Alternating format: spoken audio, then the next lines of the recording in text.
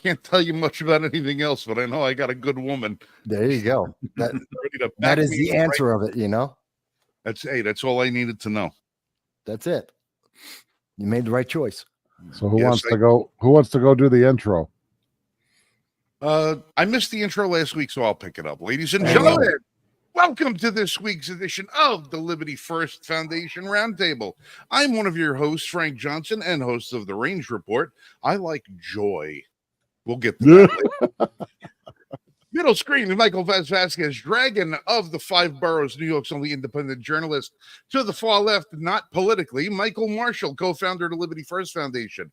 As with us always, Jan Rains, our alternative lifestyle specialist, and making his triumphant return to the program, our once in a while guest has now become a fixture, Dal Grimm.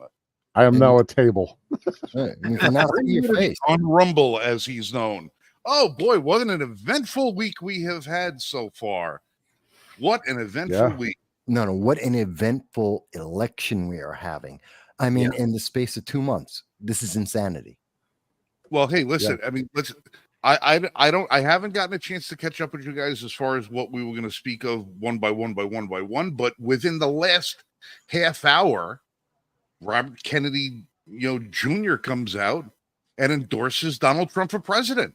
Yeah, that's on the stage with him in Arizona. That is politically that's an earthquake in political terms. Well, that's following up his announcement at 2:44 this afternoon, which I was watching, and then I went live, and then I got told I was going to go to hell. We'll cover that in a little bit. Well, I'm sure Robert has been told that too, and that's only by his siblings. Yeah. No, his siblings are set to be tied. Oh, they're out of their minds. Yeah, they're in. Yeah, they are losing it. Well, listen, I guess if your party's not in power, the political gravy train is going to come to a grinding halt, and they can't afford to have that happen when they're a Trump administration, especially since we know that Bobby probably knows where some of those bodies are buried as well. Well, you simply can't make this stuff up, shit that's happening this year. I posted to the group chat yesterday. Oh God, that thing. Australia gets the infamous case of Tickle v. Giggle. What? Australia gets the infamous case of Tickle v. Giggle. Yep. What? So Tickle is a person, right? Okay. And Tickle is trying to get into a woman's only space as a transitioning woman. And they told her no. And so she took them to court, and it made it to the Australian Supreme Court. And because the group she's trying to get in is Giggle for Girls. Right. So Tickle v. Giggle. Be Giggle. Okay. Oh boy. One of these things. I used to rail years ago whenever I would pass by, I would always say, if I wanted to join a gym, it didn't matter what gym I wanted to join, whether it was Crunch or whether it was Planet Fatness or this one or whatever the hell it is. They were always, unisex, men and women both go to it. And I always said to myself, there's no more men's gyms anymore. There's no gyms where just men go. I remember my brother Richie was a world-class bodybuilder when he was, younger, 40 years ago. He used to go to Gold's, and Gold's had women that were at the gym, but very, very, very, very scarce. It was a testosterone-laden environment with men throwing weights at each other, just trying to pump iron and build muscle. That's all they were doing. By the time I came of age, those gyms didn't exist. And I said, it's funny, you have ladies' gyms like Curves and this one and that one and everything else. I said, well, what if I wanted to go to one of those gyms and get a membership? There was no way they were going to let me because it's just for women. And that went on for years. But in the last 3 years now, what the hell happened? What the hell happened? Equity. I mean, seriously, I could walk in there, 300 pounds, 5 o'clock shadow, looking the way I do, sounding the way I do, and tell them I identify one way or another, and they're going to have to give me a membership because that's their new policy. Otherwise, Yeah. you can take them to court for discrimination, especially after Well, that was the legislation thing. happens. I thought to myself back then, if they denied me the opportunity to go to their gym while I identify and am obviously a man, wouldn't it be, a discriminatory lawsuit that I could file then to say, hey, listen, you're in business. You can't just cater to one half of society. You have to be able to cater to both. I mean, you're not denying my entry based on your religious philosophy. You're not denying my entry based on a political philosophy. You're denying my entry based on my sexuality, my sex. So shouldn't I be able to launch that lawsuit? And I consulted a couple of attorneys, and they said, no, it's a losing cause. You'll never win. I said, but if you open a men's gym, women can sue the shit out of us, and they'd win. And they go, yeah, it's a different story. And I'm like, well, look at all the opportunities all the lawyers lost out on now that you can't do it. Now, Well, that's it. Is the fact that technically you can and you could and you should, but because of the way the politics fell, no one was going to be willing to take that case because they knew that public opinion would actually win out and it would probably flounder in the courts. That's what they want you to think. But the ones that actually did do discrimination cases based on these new policies, so far, out of, I think, 5 cases, at least 2 of them, they've won. So, I mean, 2 out of 5 isn't a really great percentage, but it's still doable. You just have to put up the right evidence. And we're in a country that's still relatively, marginally, 53% sane at this point. Australia, I don't know what the hell is going to go on with Tickles and Giggles, but that's going to be a shit show. It's probably gonna go the same way that their sport of breakdancing went. It's gonna crash and burn. Well, here's the thing. Okay, regardless of how that case is decided, okay, either way, it is going to set landmark precedents, and it will be cited for generations. Yeah. Just because in Australian courts. Just because of the name, but sadly it's in Australia. You won't hear but in Australia courts, it's going to be cited for generations. Yeah, just because of the title. Well, not just because of the title, but because of what it's based on. Regardless of which way it's decided. It will be precedence. It's a landmark case. There's going to be more. It's not going to be the landmark case. It's going to be one of, because there's so much involved in this right now, and we're seeing a lot of these cases come up internationally. Everyone in the world is dealing with this issue, and sadly, it all came from the U.S. This is part of our export to the rest of the world. This is part of one of the big things we've been exporting through our education system. Has been this progressive ideology to first and second world nations, that there's this gender fluidity, which doesn't align with any law or traditions of our nations, of all the different nations. And that's become a massive problem for all these nations to deal with. And meanwhile, the third world nations are all laughing at us going, this is stupid. Yeah, they are. It's crazy. Okay.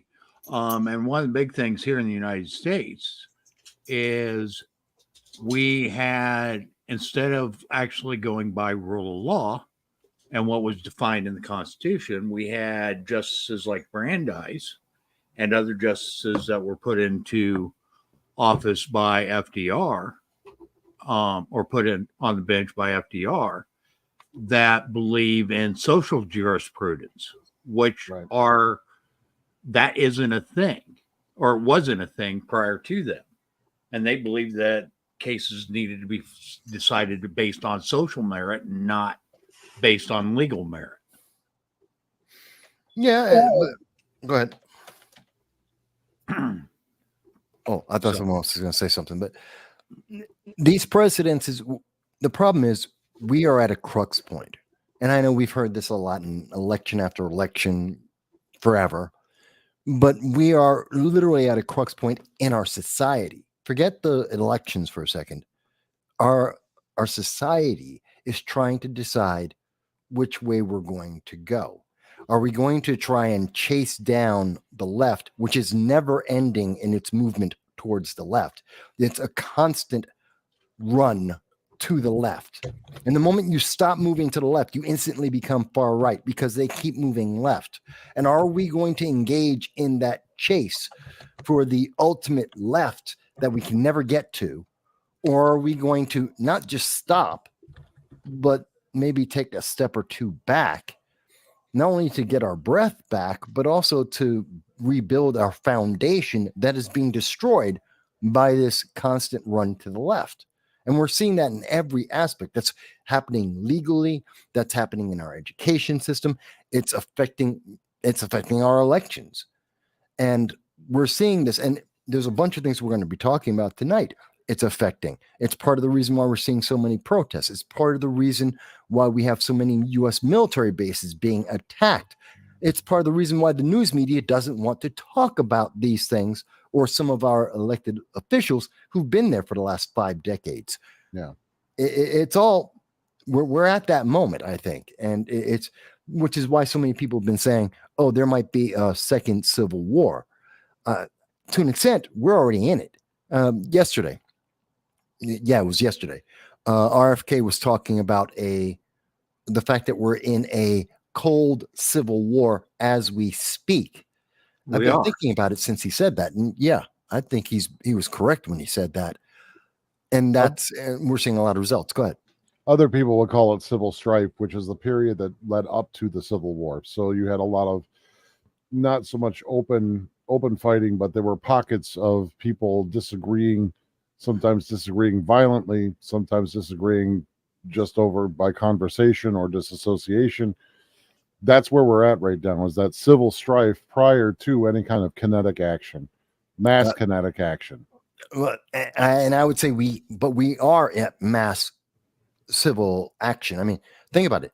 The DNC, which was an absolute joke. It was. Oh yeah. Because it was a dog and pony show. Absolutely dog and It pony. wasn't even a dog pony show. It was a dog show. A good majority of it was Orange Man bad. Yeah. Yeah. And then basically oohing and on about how great Biden is. If he's so damn great, why isn't he the one up on the stage accepting the DNC nomination? Oh, man. Before we go further with that, we have to remember, and my point was, during the DNC, there were thousands protesting just outside the door. There were over 70 arrests that took place. News media didn't tell anyone about it because they were too busy showing us the dog and pony show that you're talking about Kamala is the bestest ever. She's the Ray Palpatine of real life. Joe Biden is the granddaddy of greatness ever, even though they kicked him out. Literally kicked him to the curb. Yeah. Well, yeah, and you're not going to hear a damn thing about arrests being made outside of the DNC because what is her name? Kimberly Fox said 3 days before the before the convention started, she will not be prosecuting any of the protesters arrested during the convention. She told I didn't see that. Oh yeah, she told them going in, you already have a get out of jail free card. Yeah, I wonder what the turnaround time was for their arrest, taking a carton. Well, they didn't get incarcerated, but arrest, taken to the station, and then let out the doors. Well, it's a desk appearance ticket. You go in, you printed, you photographed, you signed the thing, and you're out the door. DAT takes no longer than 45 minutes. Yeah. So these people were turned around before whatever paint they threw on something was still wet before they even got out. So and they probably went right back. Yeah. I know at least one of them was a member of the press, a photographer. He got arrested, saying that he, of course, was innocent. But we've seen many of these protests where the supposed members of the press and actual members of the press are just as actively protesting and part of the violence as everyone else. There's no video, so I don't know. Let's take him at his word. He just got rounded up, got arrested, and he does have a court date in late September. That's reported. That's being reported by, I believe, ABC News at the moment. Mind you, they're talking about that, but they won't talk about the other 70 plus people who were arrested. The people who were arrested and trying to break into the DNC on Tuesday night, the people who were protesting and the violence on Monday night. They won't talk about any of the violence, any of the destruction that did in fact happen. That's all gone. Instead, they show Slight correction to my statement earlier. She will not prosecute law-breaking convention protesters if they're peaceful. Now, remember, we all know what their definition of peaceful was. As long as a Wendy's is burning, it's peaceful. When the city was burning down, and they said it's a mostly peaceful protest. Yeah. Well, they're showing stuff like this, trying to claim how upbeat and everything DNC was. Yeah, how come Republicans don't have this kind of fun at their convention? Maybe because we take shit seriously. Because it's not a party. This is a coronation. This is the after party. This is the after party of the politics, not the politics itself. Well, you want to know the funniest headline I saw of the whole thing was that thousands and thousands of Democrat viewers were pissed off because Beyonce didn't show up. Yeah. To Beyonce. perform. They were teasing all day yesterday that Beyonce was rumored to be there and was going to make a surprise appearance. So what were they going to do? Let Beyonce's fans in for another concert with the DNC to garner more pop? They thought it was going to be like the Super Bowl halftime, show. Oh, I see. We're going to get a free televised Beyonce concert. But I want you to think about this for a second. The Democrat voters are pissed off that Beyonce didn't show up. But they're perfectly fine with not having to vote for the candidate. Got subverted. They're not pissed off that that their candidate got replaced. They're not pissed off that there is no platform being spoken of. They're not pissed off that they said that all of their voters from 18 to 22 are stupid. Yeah. They're not pissed off about that. They're pissed off that they missed out on a free televised concert. Now, I want to. That's what they're angry about. You kind of touched on it here, Frank. Democrats, in their underhandedness, actually almost shot themselves in the foot. Okay.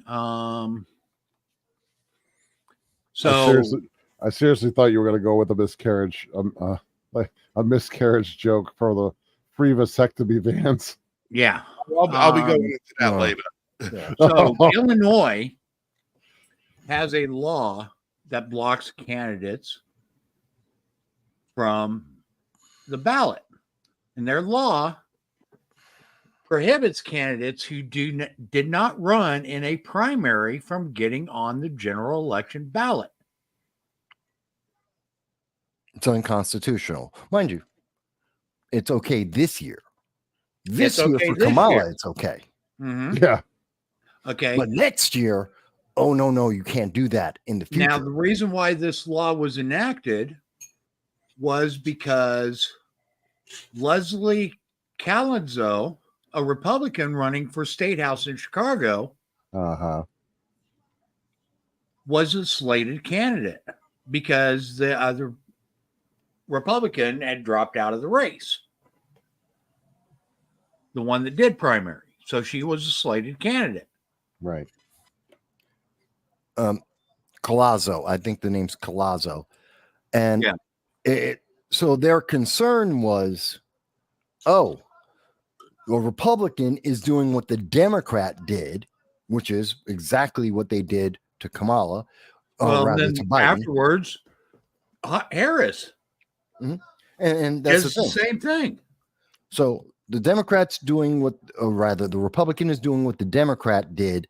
And the answer is, oh my God, you can't cheat the system like we cheat the system. You can't delude the public like they deluded it. because no one voted for Harris. She was never even a memory. 60 days ago, Democrats were fighting on whether or not she would even be vice president. And today she's Miss Perfection. Again, I use Right. the analogy of Ray Palpatine because she's the bestest ever. They went back and revised her entire history. They took away the fact that she was they literally wiped out the fact that she was the most liberal leftist senator, wiped that out, wiped out her border czar. They completely have ignored the fact that no one, the rank and file Democrats, have been nullified. Their vote does not matter. Their petition does not matter because they picked Joe Biden and he's gone. Yeah. And now instantly came in Kamala Harris. No one asked. No one had a question. Hell, they didn't even have a vote. They did that online. No one even got to ask her a question. Media have not been able to ask her a question. She hasn't had a single press conference. In fact, I just heard a thing from her campaign. Yeah. They said that the reason she's not going to the media is because she doesn't want whatever she says to get twisted. That's why you know what? Fantastic. That's why you put it in writing. First of all, it's the left-leaning news media. Let's get this straight. So they're going to, whatever she says, they're going to put a spin on it that's going to be Goldilocks. But separate of that, this is her website. This is it live. Here, I'll refresh it again in front of everyone. Give her money. Give her your vote. Because, I don't know, because she's a woman, because she's a woman of color, because reasons. You know, because magic. That's it. It might as well be magic. There is no other reason to do this. And she knows it. And they all know it. And instead of telling anyone any reason why she's actually good at the job, they decided instead to have a party. Hey, Obama's here. Maybe Beyonce shows up. We'll sing and we'll dance a little bit because none of this is serious and none of you count. Give us your money, by the way. It's insulting. Well, they don't even have to worry about that. All they got to do is just ask Act Blue to, go through their address list and steal people's identities. Which is happening, yes. Yeah. People who don't know, Act Blue is a bundler. It's a PAC. It's there to do nothing. PAC. Yeah, it's a super PAC. It's there to shove money from businesses, from those evil corporations Democrats are constantly saying they hate, and they give money to Act Blue, and Act Blue cleans the money. It's a money laundering scheme, and they give it to the Democrats, and Democrats say, oh, we don't take money from corporations. Not directly, but they take money from corporations because that's what Act Blue is there for, to clean the money. Yeah, Act Blue also takes individual donors too, and something that James O'Keefe has done is he's been going around looking at these records, like openrecords.org, I think it is, that was looking after some of the campaign monies. He went through some of their reporting and found that there were very large donations by many different individuals that were donating the maximum every single year. And so curious as to know why they kept donating to the party at the maximum for a candidate every single year. He went to ask them about it, and they're like, we never did that. And then he did a little more digging, and he finds out that there's the possibility, because it's purely allegations now, but the evidence suggests that Act Blue basically will take large sums of money because they're not a party and they're not a campaign, so they can accept large donations. And people that have been individual donors previously are now on their lists with payment information, with address information and names. And these big funds that come in from big donors now get broken up into manageable amounts amongst all these lists of people, and they get redonated under their names. And that's where all this money is coming from. Actually, and I have to give credit to, it's one of my audience members, a guy named Tony Z. And Tony Z, actually with a few of his friends, wanted to test the theory. They made a bunch of fake accounts with very key names, fake names that included numbers or symbols so that they could track them versus anyone else. Oh. And those fake accounts, those fake individuals were used by Act Blue to all of a sudden make donations in the thousands. These aren't real people.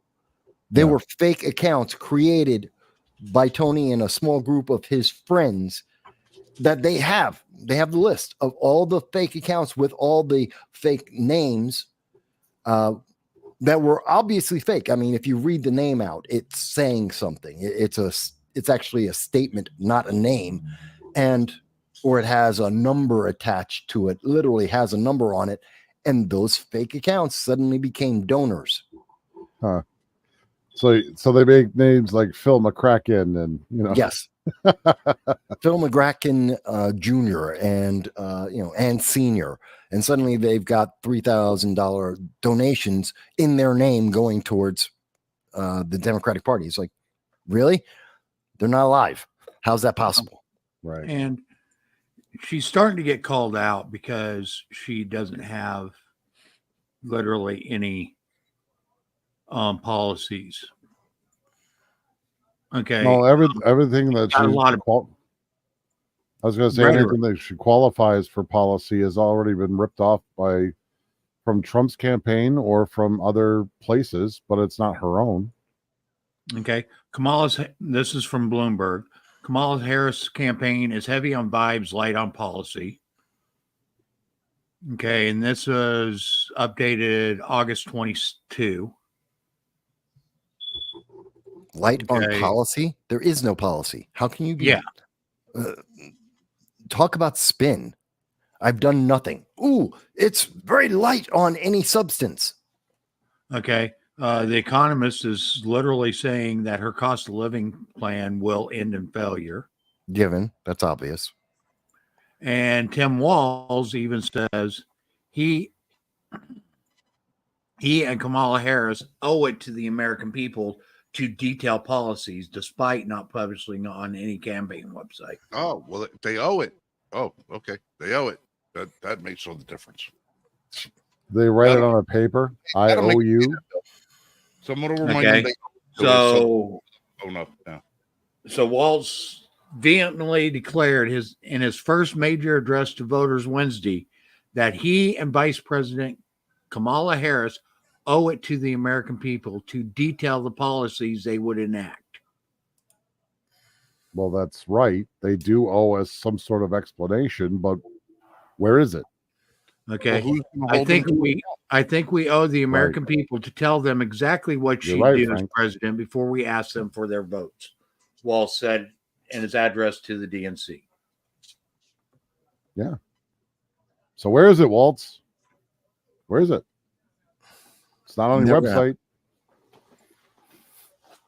They're not going to do it.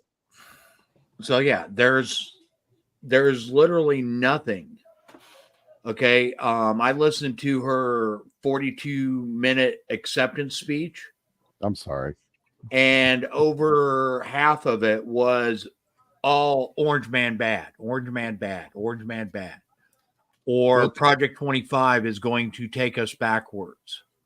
Well, did you learn any lessons that her mother told her? Coconut trees. Little 5-foot brown woman.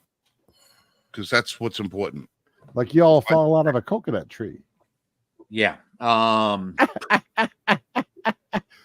mean, she made a lot of feel-good statements.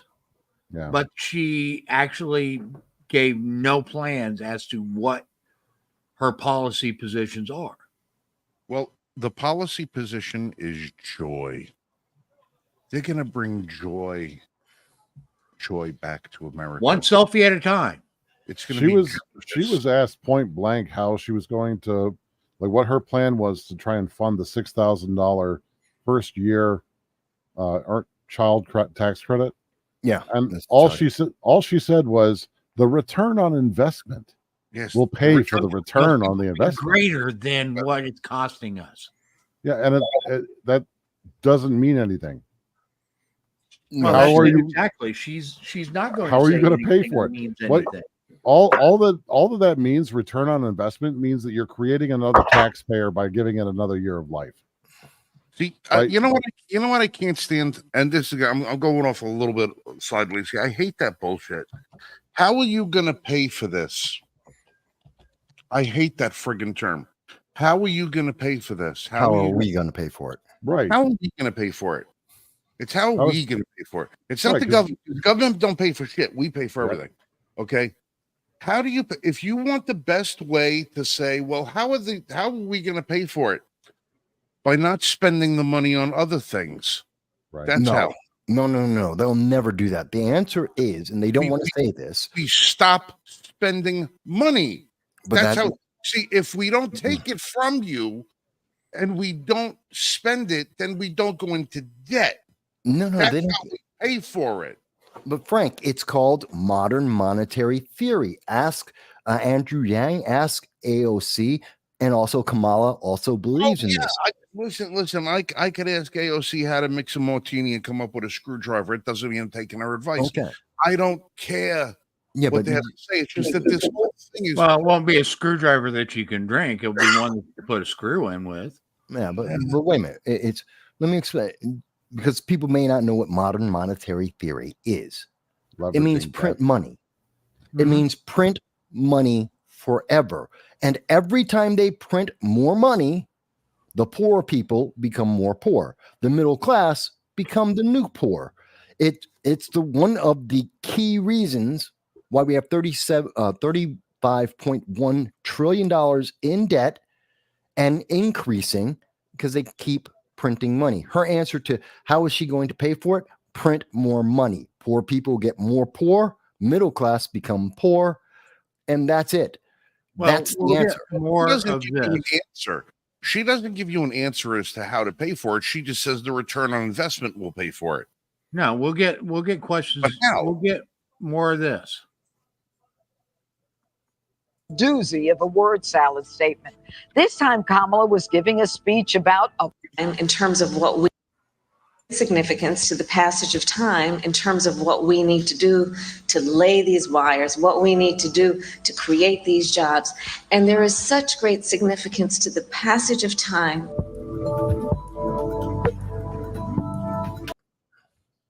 Okay, where all she does is talk in circles. Because she wants, if she talks in circles, no one knows that doesn't know what she's saying. Because you that's get lost. exactly it. Because she doesn't. She just keeps repeating the same phrases over and over and over again, just saying them a little bit differently every time she says it. Okay, wait a minute. We got a comment here from Graham. Hey, Graham. Good to see you. Glad you're watching us out in California. Graham says, we just brought in a huge wave of illegal aliens. They're not immigrants. They're not here legally. They don't have a right to be here. Illegal aliens. That's a legal term. If we effectively harness all of that new labor that is not allowed to work in America because they are criminals that broke our federal law by entering without authorization, we should be easily able to climb out of our current national debt. That's not true. First of all, they cost more money than than they bring in. So even if we let them work, they cost more money because these aren't the best and the brightest. These are the lowest level of workers, which means they have the highest demands. Many of the nations they're coming from don't have proper medical services, so they instantly go for that. Their children need to be put into schools immediately. By the time they start actually paying back what we have front loaded to give them, like in New York State, where we give them $60,000 the very first year that they are here before they start working. That's not including food and clothing that we give them money for as well. By the time they even get a job and start trying to, and by the way, again, illegally get a job to then partially pay back in taxes what they've been doing, we're in the hole, and the hole only gets bigger. No, illegal aliens coming into our nation without regulation, without vetting, isn't the answer. And by the way, let's remember this open border, which has allowed 8 million illegal aliens to enter our nation, have also allowed the exact number from the Customs Border Patrol is 378 known and suspected terrorists have entered the United States. Many of them, we haven't learned, are trying to commit acts of assassination. We know that several of them have been caught trying to create 9/11s and terrorist acts in the United States. And we know that some of these illegal aliens have gone on to kill American citizens. None of that would happen if we closed the border. None of that would happen if we enforced the law as it exists. So I have a lot of reasons why the huge wave of illegal aliens entering America is counterproductive on every single aspect. Okay. She comes, or they come back. I don't know if she or he. It's a he. They come back. It's a Michael, he. I understand that we should not let violent criminals stay here, but is it really cost effective to also deport the nonviolent recent immigrants who would rather stay and assimilate? Yes. Yes, it They is. don't want to Okay, assimilate. and I want to go into this from an economic outlook on this. Okay.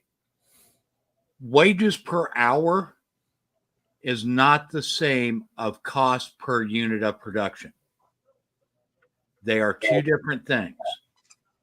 So we may be able to pay these people that are coming in here, these illegal aliens that are crossing the border, lower wages, but ultimately they end up costing us far more per unit of production than they are worth. Okay, because number one, we have to teach them. Number two, they are a drain on our on the resources in the area because many places where they are at aren't set up to handle the influx of the additional people because they weren't counted on censuses. So as a result, the proper funding and proper infrastructure and et cetera hasn't been able to be put in place. Yeah, Okay. More That's than where we run into issues. more than that, how would you effectively harness them? That's the other question. What are you doing to them to effectively harness their labor? You're exploiting them, number one. Number two, anything that they get, they're going to remove from the country. No, we can't build new infrastructure with all that labor.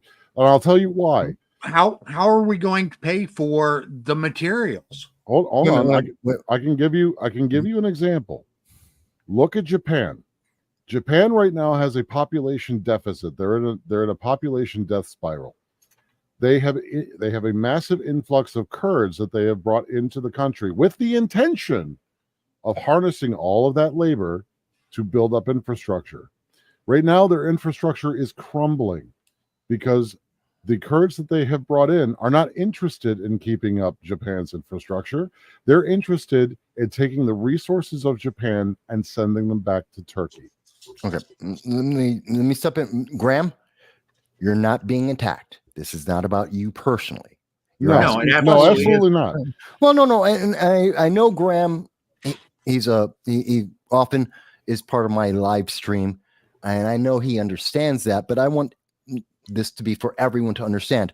We're talking about the issues, and you're asking great questions that a lot of people are afraid to ask. And so these are the answers that if someone was being honest with you, they would have already said that. The illegal aliens, and just going off of what Dal was talking about, let's think about it. What is the number one thing? I'm in the Bronx. I can go right now, go 2 blocks away from my house. There is a Western Union type business. Their only function is to take whatever the money the illegal aliens make in the Bronx, in this neighborhood, they're there to send it to another country. So the money that they are getting for food and clothing and housing, they're taking part of that and they're shipping it overseas. If they have an illegal job, like many of them are on these electric scooters delivering food via Uber and the other food services, they're taking those tips, they're sending it overseas. So it's not coming back into the system. It's not going into taxes. It's not going to help the schools where their kids are going to or fixing the roads. It's money that's just going out. And so we have to print more money, which again, the more money you print, the more inflation there is, the more that poor people become poor. The system is a vortex. It never turns positive. If it did, New York, Boston, Chicago, LA would all be booming full of money right now over the last 2 years, 3 years of illegal aliens coming in. If they're such a boon and they're doing the work and they're building up the infrastructure, they would be, each of those cities would be doing phenomenal. They're instead all going bankrupt. It never turns around. But Democrats will always tell you, give it more time, give it more money, give us more of your rights, because eventually they'll be found correct. It never happens. Don't believe me, believe Thomas Sowell. He used to be a Democrat. He used to be a socialist, and he's brilliant. He will tell you that himself. Yes, he will. Actually, I highly recommend Thomas's Sowell book, his book on basic economics. Very, very well thought out, very well written. It doesn't go into a lot of economic formulas and stuff. It talks about economics in a manner that the everyday person can understand what's going on. Now, those remittances are part of their disposable income. They can spend that. I agree with that. But they are not taxed on their total income. 9 times out of 10, they are below the taxable rate. Okay, so they end up getting all their money back. Everything they pay into taxes, what little they do pay in, it gets returned to them. Okay, if they do file taxes. Well, and I think something to point out too is the fact that we keep getting told by the left that all these illegal aliens are taking jobs that the Americans don't want, and how they keep creating all these jobs, which we know most of them have been federal jobs that they have created, which doesn't help anybody in the long run. And then it just came out 2 days ago that they've lied about 818,000 of those jobs. Those were never jobs. They just had them out of thin air. They lied. Again, they lied to the American people. Okay. Again, Bidenomics does not work. It has never worked. Graham, economic models do rely on a controlled growth. Okay, not a consistent growth. It has to be a controlled growth. You can look at Venezuela, or not Venezuela, Panama.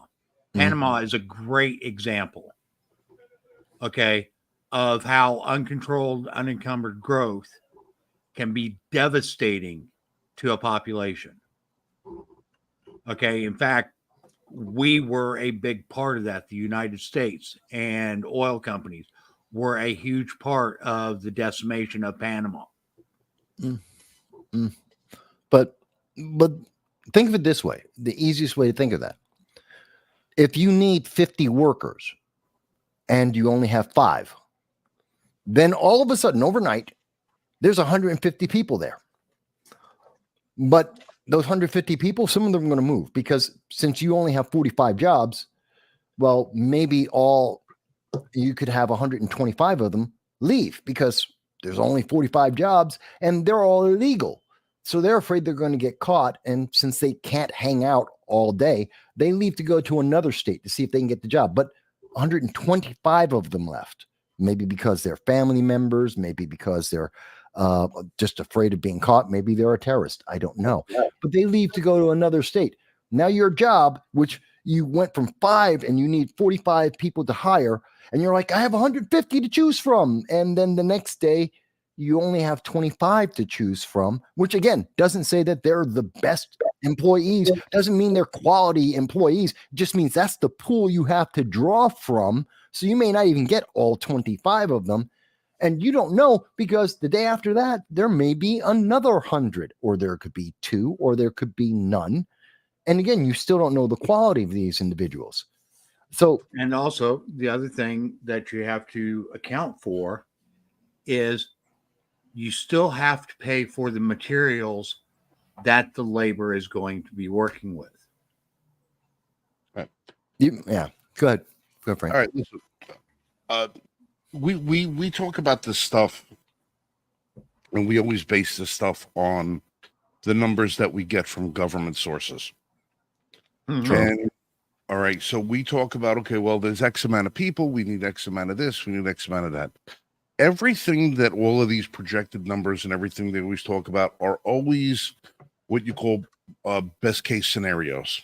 You know, it's like when you look at the mileage estimate that they give you on a new car when you see in the window that it's supposed to get 35 miles on the highway and 24 in the city. It's not until you buy the car that you find out it does 27 on the highway, 14 in the city. Because what they don't tell you is that during the test on the highway, the car was going downhill with an 80-mile gust of wind behind it with nobody in the car, and the car was in neutral and the engine was off. You know, they don't tell you any of this.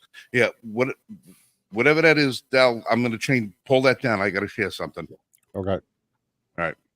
I want to show you a little bit of the reality that comes with all of this immigration stuff.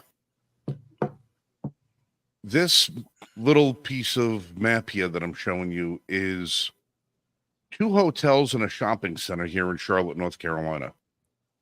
All right, this is 3-4 miles going up is Charlotte. Going back this way is Matthews and Mint Hill. These 2 buildings right here in the middle, between the 2 of them are over 200 hotel rooms. Nice big parking lots and everything. These photos were taken about 3 years ago from Google Earth. If I could pull up a picture of it today, which I can't because they haven't been updated yet, these parking lots out here are full, jam-packed. You couldn't get another car in there if you wanted to. Every car that's in that lot is 2022 and newer. It looks like a brand new car lot. Every room in these hotels is full. This little restaurant that's right here is actually now closed. What you have in these is all the illegals that have been coming across the border and been being bused to various cities. Every one of those rooms is full of what you would consider the nuclear family of people. It's the 2 parents and maybe 2, 3, 4 children in every single one of these rooms. Every morning at 6 a.m., these hotels empty out. They empty out completely. Everybody, they don't get in their vehicles. They walk to the street, across the street over here, and they all get on public transportation. There's a little bus stop right here. And they disperse themselves throughout Charlotte, Matthews, North Carolina, Mint Hill, North Carolina, Indian Trail, North Carolina, and wherever else they can that the public buses run. And they all stand out on street corners with signs begging for money. And in many cases, violently begging for money. You know, demanding it from you. Smashing on your car, banging on you, knocking your mirrors off your car, banging on the glass, doing all the rest of the silly stuff. This is the majority of what we have in America with the aliens that have come here. They have not come here to rebuild infrastructure. They have not come here to rebuild jobs. They have not come here to do anything but take resources from the United States and from the taxpayer and ship it back to whatever country it was that they came from. They did not come here to fulfill the American dream. They didn't come here to, so that their kids could be doctors and lawyers and firefighters and police officers and teachers. No. They didn't do that. They came across the border illegally with the promise of welfare benefits that they could take and send back. And every one of these families is costing America probably, and we've looked at some of these numbers, between $8,000 and $12,000 a month each. Yeah. Each.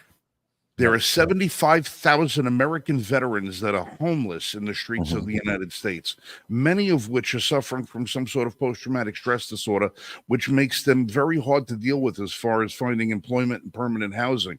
We have the resources, but the resources are being misspent. They're being misutilized. You have people out here, they have DNC organizations out here trying to register people to vote, so they can throw the tide of the election into a perpetual sea of Democrat control.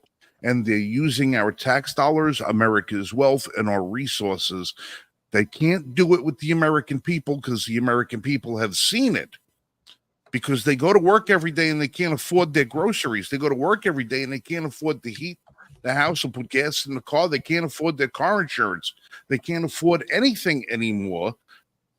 But these people don't have to worry about affording everything because they're getting paid everything.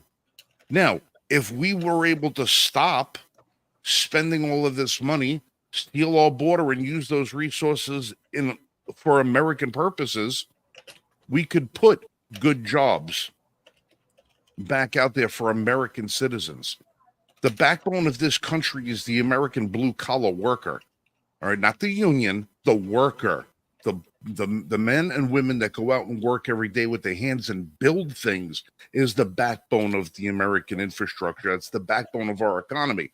But as long as we're taking any of the possibility of them being able to get those jobs and paying it out to people that shouldn't belong here in the first place, we will never have an operating infrastructure. We will never get our course corrected as far as the economy is concerned. And we're never going to have a true reading on whether or not our elections are being fair and legal in this country.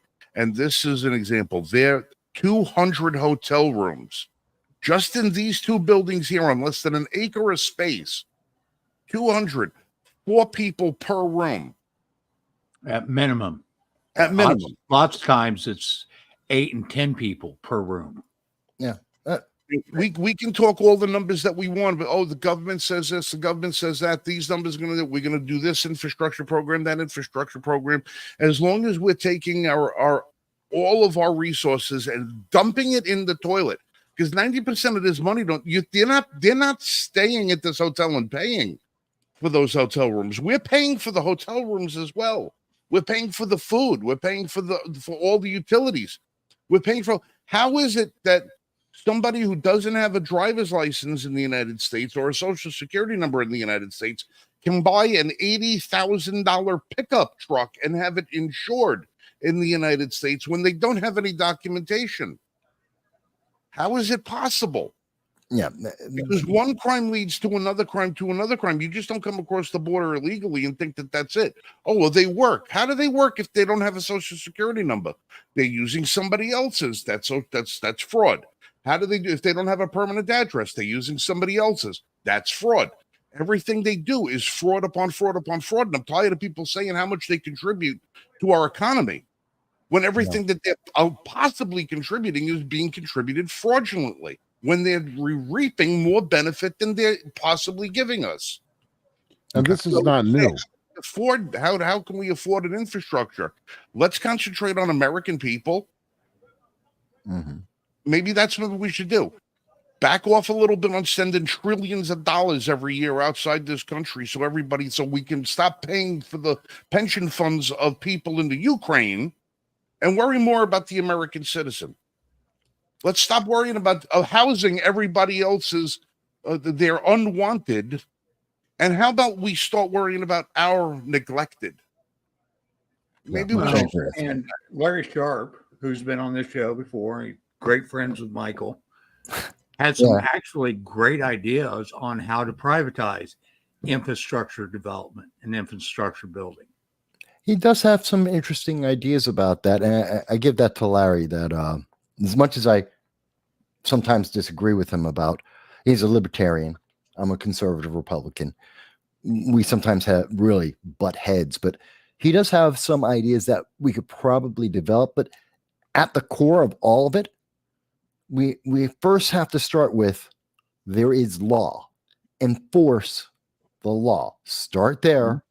Everything builds out of that. If we don't have a law that is enforceable, that everyone understands and we live with, not to say it's perfect, not to say it's going to be, everyone's going to be happy, but we start with that and we build. The foundation has to be sound. And if otherwise we're just doing things willy-nilly and nothing will ever work. But I want to bring this into, and Graham, you've been asking some great questions, but we also want to bring in, I think, and it fits with this, is RFK. And I think what happened today with RFK is also a reflection of what we're talking about. It's this willy-nilly, this wild, chaotic process that we're seeing. The 2024 election is the most chaotic, wild mess I have ever seen, where we're seeing lies being revealed to the American people. Joe Biden is a zombie part-time president. It's not me saying that. That's the evidence we have. We know this has been confirmed. And we know that people are being silenced from being able to say that for the mere purpose of a political party maintaining power. And we have individuals who are saying, well, wait a minute, I have a voice. I have an option. I have a different choice that I want to present to the American people. Whether you like it or not, doesn't matter. I'll never vote for RFKjr. I think he has horrible policies, but he deserves the right as an American to say, here's my option. Here's my choice. And instead of getting that choice, he was instead vilified, demonized, blackballed, and avoided to the point that after spending $20 million, he couldn't achieve any of his goal. He couldn't get his voice out. The only time they said something about him is to tell you that he is demonic or demonize him and to tell you that he's gone. He's gone. Yeah. And now they talk about him and say, oh, look, see, and they still tell you he's evil. Why? Because not only is he gone, but now he's helping Trump. Orange man bad. See, he's evil. No, he's someone who had an idea and all he asked for was, can I tell people? Can I share it with people? Maybe they might like it compared to a zombie part-time president and an anointed Ray Palpatine that no one voted for, which in Illinois is illegal. Mm-hmm. Yeah, now going back just a little bit, okay, where infrastructure is badly, okay, right here, our infrastructure is badly in need of updating and replacing. Yeah. And Michael commented that government shouldn't build anything, private biz, and people should do it more, and do it more effectively. True. I stand by that. Okay, I do too. I also want to bring this up. Okay. This is Article 1, Section 8 of the United States Constitution. Nowhere in here, except one place, does it mention anything about any type of infrastructure. Now, one place where it says is to establish post offices and post roads.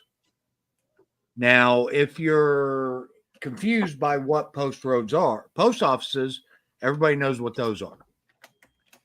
Post roads are the roads between the post offices, not to every mailbox,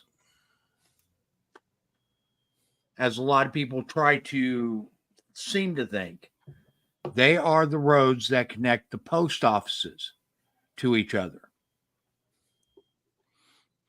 Okay, that is the only place that the federal government has any authority on any type of infrastructure. So you're talking like federal highways, right? No, not even federal highways. Boston Road in the Bronx it's actually called Boston Post Road is the full name of it. It runs through the Bronx. It actually is highway number 1 because it literally goes from Boston all the way down through New York, all the way to DC. It is the first highway in America. It was created, it was literally the first road because it was, and why is it Boston Post Road? It's connecting the post offices. And most of it, even though it's called highway number 1, it's running through cities. It's streets. And it goes through cities, and it's just regular street. It's the main street in the Bronx. It's Boston Post Road.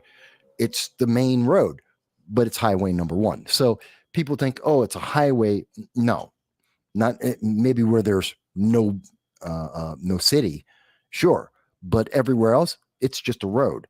And in different cities, it'll have a different name. In New York, it's Boston Post Road, but it's all the same route. So that's what we're talking about. And people don't realize exactly what you're talking about, Mike, is that's the Post Road. That's why it's called Boston Post Road. I could see the argument, though, that the federal government, if they had all these post roads connecting all these post offices, right, and they're responsible for those, and then city planners overlay a highway over top of these post roads, that somehow the federal government is supposed to take care of those roads because it still falls on the post road.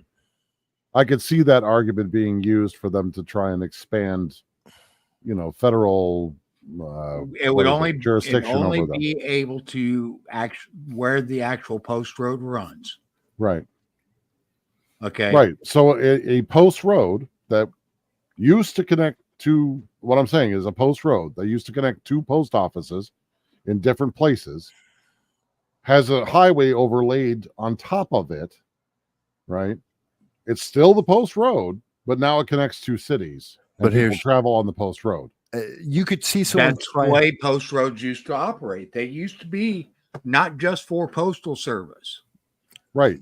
That wouldn't be a problem. Now, if someone says, but I want to put an off ramp off that highway. Right. The no, federal you don't government get to do that. No, you don't get to do. The government wouldn't pay for that. Yes, it pays. You can make it a highway. It's a post road. The road is more busy. Okay, the government pays for that. But if you want an off ramp to go to anywhere else, that's not the post road. That's not the government's bill. States would have to step in, or cities would. But again, it goes to people, and most things. Fire departments didn't come from the government. Cities didn't build fire departments. Ben Franklin did. An individual did that. And other businesses then invested in creating fire departments, their own fire departments. And then it was insurance companies. Yeah, insurance.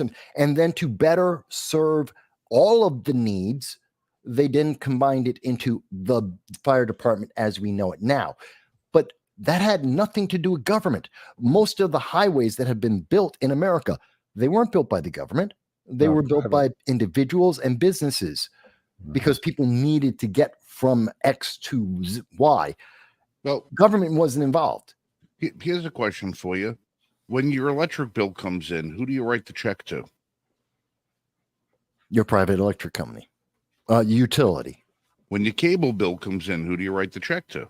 Of course, to the private business. Cell phone? Same. Of course. We can go through. There's utilities and such. Yeah. Every single bill that comes into your house is sent to you by the entity in which you do business with, a private company.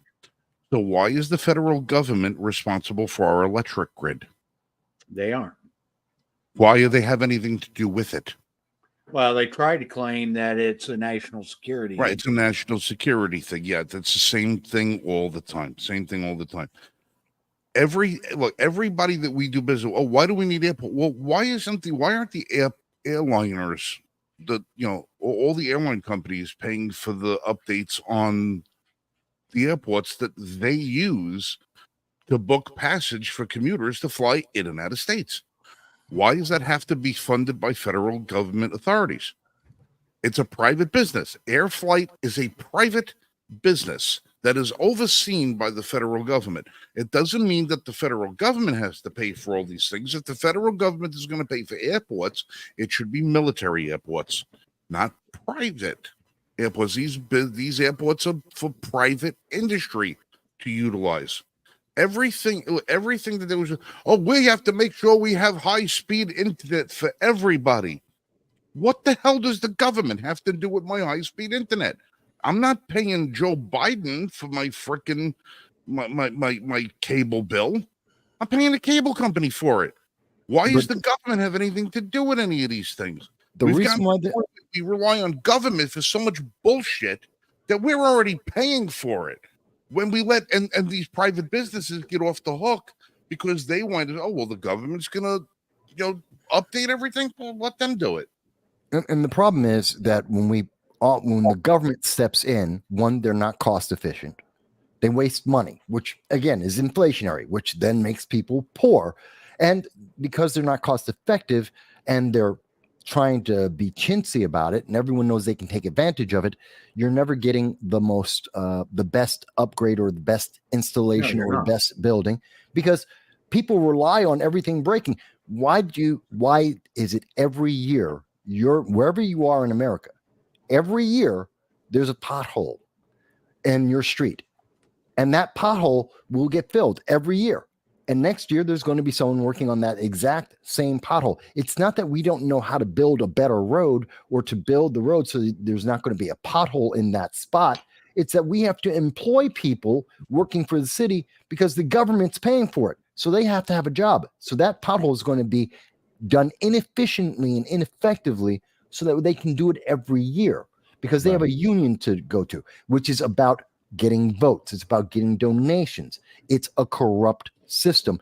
And the more that we rely on that corrupt system, the more that system becomes corrupt and it fails us. So we need to go back to the older system and we need to get out of this. And the more that we talk about that, the more that you'll see the news media, the establishment core of our government, they freak out, which is why they want to do things like, oh, well, we need the government to have a online bill of rights, social media bill of rights. Why? Because that interjects the government and they get to control what people say. They get to say, I don't like what you just said. You're a bad guy. It's like what happened to me today. I don't know if you guys saw this, and it seems like it's out of what we're talking about, but let me make sure you guys see this. It's also from earlier today when I was talking about RFK. And as you can see on the screen right now, this is me. I was talking live. RFK was talking at the same time. It's at 3:52 this evening in the afternoon today. And I was told, you're going to go to hell. You're going to go to hell because I dared to talk about, there were options other than Kamala Harris. Because I didn't go and toe the line. Because as a black man in America, I didn't say, oh, I want to support Kamala Harris. I don't think she's the best candidate. Because I dared to say, I don't think she's a good candidate. I think she's failed at her job. I'm the bad guy. Because I'm saying government isn't working. Because government is corrupt. Government has failed. That's Kamala Harris. That's Joe Biden. That's the Biden-Harris administration. And we can have similar conversations about other administrations prior. But the thing that's different now is people are so desperate to support the system that's so corrupt that they're willing to remove the ability of people to actually comment. I'm going to go to hell because I said that the government has failed and we need to fix the government. And I'm the bad guy. I'm the one who someone is saying must go to hell because I want to fix the system and not just keep going down the same road. We have a problem in America. The problem isn't that we need an infrastructure. It's that we're relying on government to do it instead of private business. There's a problem in America that we're not talking about these things and talking about. There's lots of solutions. Larry Sharp, my good buddy, libertarian. I don't agree with him on some things. You know what? We talk. That's why I know I don't agree with him on some things. But I'm willing to talk and find out because some things I do agree with. He has some good ideas. But he's not the big two major parties. He's not part of the corruption. Does that mean that he suddenly doesn't have a good idea? Of course he does. So do people who are watching this program right now. But the more we allow people to just say, oh, well, you're going to go to hell, obey. The more we tell people you can't speak, the more we tell people government is the answer, government has the solution, the worse it will get, because that is all that has happened. We already have the evidence of this. We need to follow. And the Constitution tells us our forefathers of this nation were brilliant. because they saw the same thing we're seeing right now and said, hey, it will only continue. The corruption will never go away. It existed at their time. It exists now. It existed back in ancient history. This is not new. If you rely on government, you will essentially become a slave and you will never improve. So I want to get back to some of the things that Frank was going on about. Whenever the government gets involved here in the United States, and we've seen this over and over and over and over again, we can go back to the railways. Okay, the United States used to lead the world in railroads. Okay, we had the best. We had some of the first railroads in the world. Okay, the United States no longer does. In fact, the United States railroad industry is on the verge of collapse. Okay, and is only being shored up because of the government, because the railroads have not needed to compete because they've been able to rely on government infusion of cash. Okay, take case in point, Amtrak, Southern Pacific, Union Pacific, Burlington Northern, et cetera, et cetera, et cetera. The list goes on. Norfolk Southern. They are all being shored up by the federal government. Okay, and as a result, we don't have high-speed rails like what we see in Japan and China and in other parts of the world. We do not see the rail infrastructure that we see in the other parts of the world because government has literally taken over this to the point that it is degrading our rail infrastructure. Okay. Yeah. Another thing that we've got going on is our internet. The United States literally invented the internet. Literally invented it. The United States used to lead in all areas of technology. We no longer do. Okay, this graphic that I'm getting ready to put up here now is internet speed rankings. Okay, and this is two people. Okay, the average speed in South Korea is 13.3 megabits per second. Japan, average speed is 12.0 megabits per second. Okay, and this is as of 2013. Okay, we've gotten a lot worse. This is 2013 speeds. Switzerland, 11 megabits per second. Hong Kong, 10.8. Latvia, 10.6. Okay. The United States has just barely gotten to where we can provide a gigabit per second. Okay. Japan is able to provide for their customers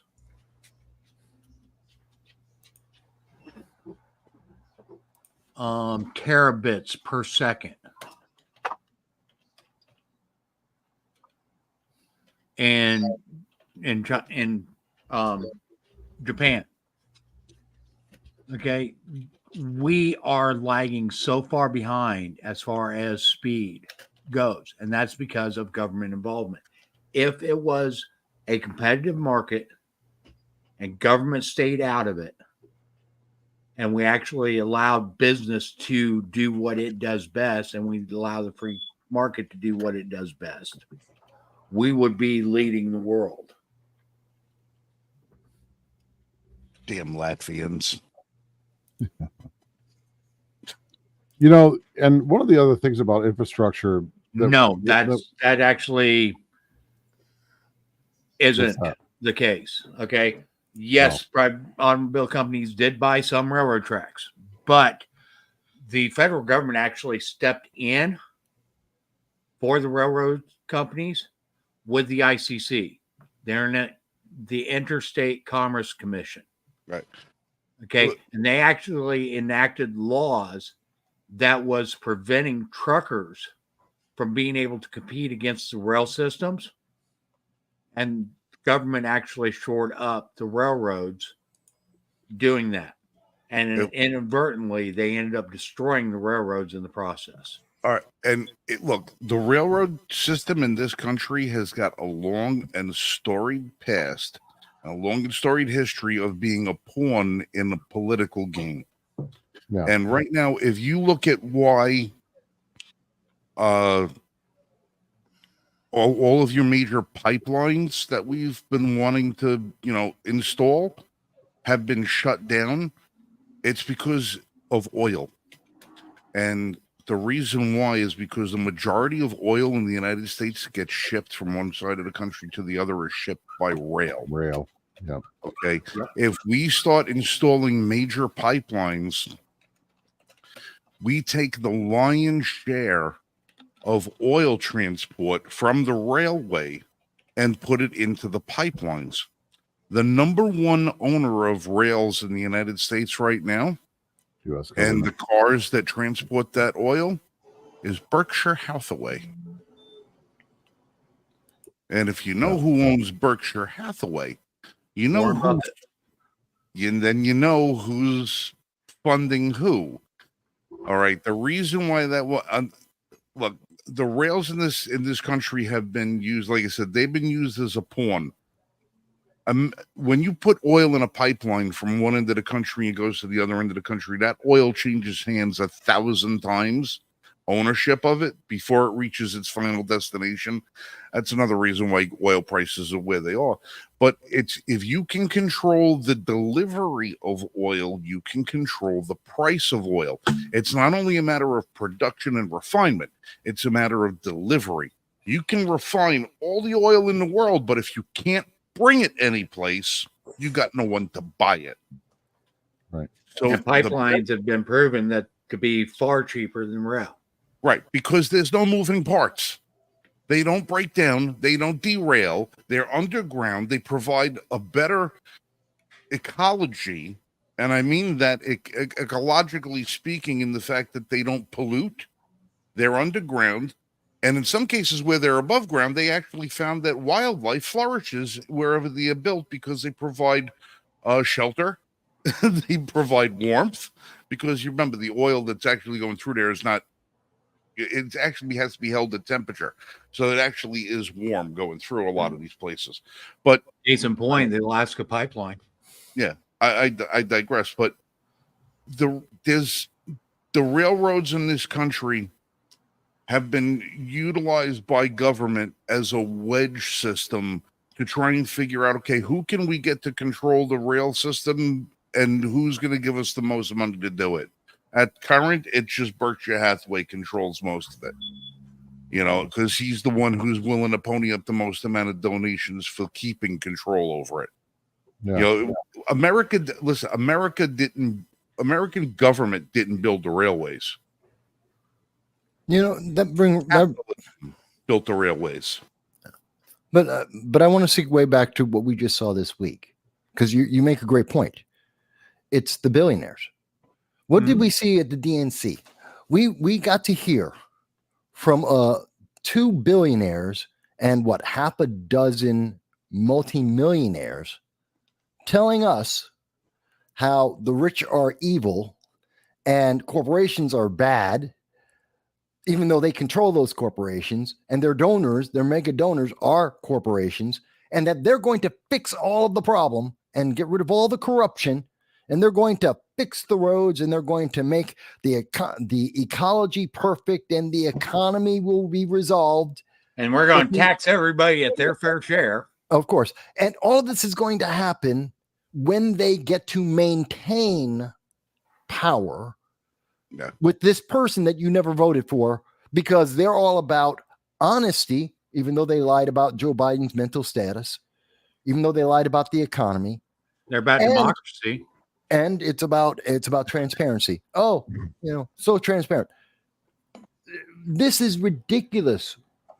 I don't understand. Maybe you guys understand this. I can't understand why we are seeing so many people that are blindly just going down the road and saying, it's okay. I've been lied to. It's okay.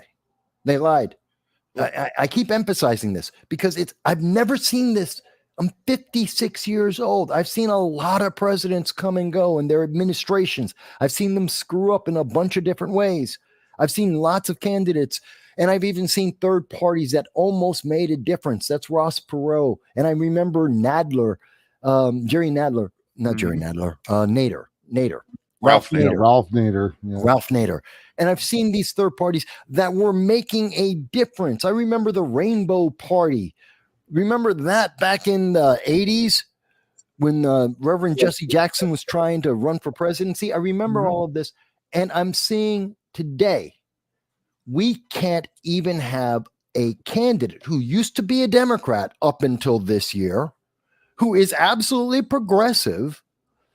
He isn't even allowed. And he's with one of the most famous, most deeply entrenched American families, the Kennedys, and he's not even allowed to say, hey, I have a different idea. And people are being told, oh, they're more concerned about Beyonce and whether or not she sings at a political event that isn't telling us how is the country going to be better. They're telling you, give us money, give us the vote, let us maintain power. Keyword, maintain power. Yeah, well, because eventually we'll fix the problem. Then why aren't you fixing it now? Why are you taking away my voice, my choices? listen, I just have trouble thinking to myself, why would I want to keep the same people in power who've been there for 3.5 years, who are now telling me, okay, everything's priced too high, but we can fix it. Well, why didn't you? What are you waiting for? If you can fix it, why aren't you fixing it today? If you have a plan, what is your plan today? Why don't you say something? I have a problem with listening to the same party that for 3.5 years has not given us a single name of anybody who was on Epstein's Island. Yeah. Okay, they're going to sit there talking about how Kamala wasn't in charge of the border, but yet she's been tough on the border. You know, she hasn't been in charge of the border, but yet she's cracking down on people who do human trafficking. Wait a minute. Well, which is it? Which is it? Make up your mind. Which one is it going to be? But you can't tell me a damned thing as long as I know for a fact the only person who seems to have paid any price for what happened at Jeffrey Epstein's Island was Ghislaine Maxwell, who's sitting in her jail cell, maybe not even. She might be dead for all we know, and they just don't tell us. And the other one, and Epstein himself. Not a single other person has been held to account. The security guards who allowed Epstein to kill himself paid a higher price than anybody who raped a child on that island, who was on that plane. Security guards who didn't kill anybody, who didn't hurt anybody, allegedly, paid a higher price than child rapists. We have photos on child murderers from the son of a president, of a sitting president, of what is obviously an underage girl, and we don't know who she was. We don't know where she is. We don't know if she is. We know nothing about it. We know nothing. And yet this is the same people who told us, this past week at a convention, they're about joy. And we have to be happy and we have to be joyous. And don't worry, there's going to be a return on investment. Fucking sickening. So what I was just going to say, the what we're seeing is the culmination of years of central planning. But don't worry, Beyonce is going to show up. Yeah, but this, if you think about it, a lot of the people that go along with this grew up in the same system that we all did, but we learned from the 1940s onward with FDR that it was the government that had the vision and the planning to be able to build things like infrastructure. They could organize it all, and so they should have the resources to do that. And with that going through year after year after year, without people studying what the founding of this country is, this is what we get. This is where we're at. I just don't understand why every generation needs to learn these same goddamn lessons over and over and over again. They have to keep learning for themselves. And then there's people, I see people in their 70s that still buy this leftist bullshit. Yeah. I'm like, did you ever pay attention to anything? What did you smoke in the 60s that ruined so many brain cells? Because the promise is it just needs more time. They'll eventually be right. This is about, Well, we've this is about them. gone from a government that was to protect our rights to what will the government give me? Yeah. It's about freebies. It's about how much free stuff. Okay. We've quit looking to put into our government people that would actually protect our rights. And now we seek the candidate that's going to give us the most. You know what? Hang on. Jan, Chicken in every pot. Jan, you've been quiet. And I know I've got a motor mouth. So does Mike. So does Frank. So we've been running at the mouth for a while. Jan, what are your thoughts about all this? Well, I was going to say, and I told you guys this the other day, I started watching the DNC convention because I knew it would come up, in subject for this week. And I couldn't take it after the first hour. I was about ready to throw up.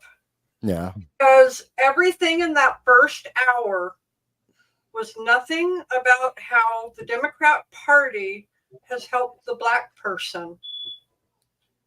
How the Democrat Party is there for the Black person. They did videos between some of the people who came out and spoke about 1964 Civil Rights Act and how it was signed in by a Democratic president. But what they voted 100% what they failed to tell everybody was not one Democrat person in Congress voted for it. And then how everything was led up to Kamala being our presidential nomination because of this Black person who was the first one who got on the delegates because of her fight. And how this Black person was the one who made Kamala be able to run for presidential nomination because of their fight, and how what was Jesse Jackson ran in the 80s, and she's standing on his back. And then I stopped watching when they wheeled out Jesse Jackson and they started panning the crowd. Jesse didn't speak, but everybody was crying because, oh my God, it was Jesse. And this is where we're at. And at that point was when I messaged you guys and said I can't. No, they threw him under the bus back in the 80s for his Rainbow Coalition because it was a third party and it was taking away votes and donations from Democrats. And they threw him under a bus. How do I know that? I was alive. I was voting age when it happened. I was there. So, well, And the other thing, because I've paid attention, I've been watching what you've been putting out, boss. I've been reading articles that come out. I've been watching short clips of some of the speeches. But I find it also interesting that every day there was 3 or 4 articles that would come out, whether it be from the BBC, CNN, Politico, and how they would fact check what that person spoke about the night before. And of course, we know that a lot of it was Orange Man bad. Trump's going to take this away from you. Trump's going to do this. And in every article, it told how the Democrats were lying to you because it's not what Trump has said. It's not what Trump is saying. Yeah. it bothers me that I listen. I don't get it's like beating the dead horse, and I actually hate that expression because the poor horse is dead after all. But the $35 cap, $35 a month cap on insulin, Trump. That was Trump. that was voted on and signed into law by Trump, and Yeah. Kamala's running an entire ad campaign based on that. Because Biden reversed it first day. It was an executive order under the Trump administration. Congress wouldn't pass it, so he did it himself. Lowered, just so people know, it was in 2020 that he did this. Executive order, lowered the price. A lot of people were upset because he interfered with the government to lower the price, but he made it possible. Biden came in first day, part of the 48 executive orders that he put out. He wiped it out and said, nope, that's no longer in effect, so that 2 years later, and now they can turn around and go, we're Democrats, we're lowering the price of insulin. It was already done. The biggest difference between the two of those two, just to clarify, is that when Trump did the executive order, it was after intense negotiation with the manufacturers of insulin. And it was through negotiation that he got them to agree, not just by executive order. The executive order was actually for, I think, the Medicaid departments or something like that, but it was after negotiation. When Biden reversed it and then came back and brought it back again, it was by mandate. That's important to understand. Trump did it by negotiation. Biden did it by mandate. And it wasn't just by negotiate.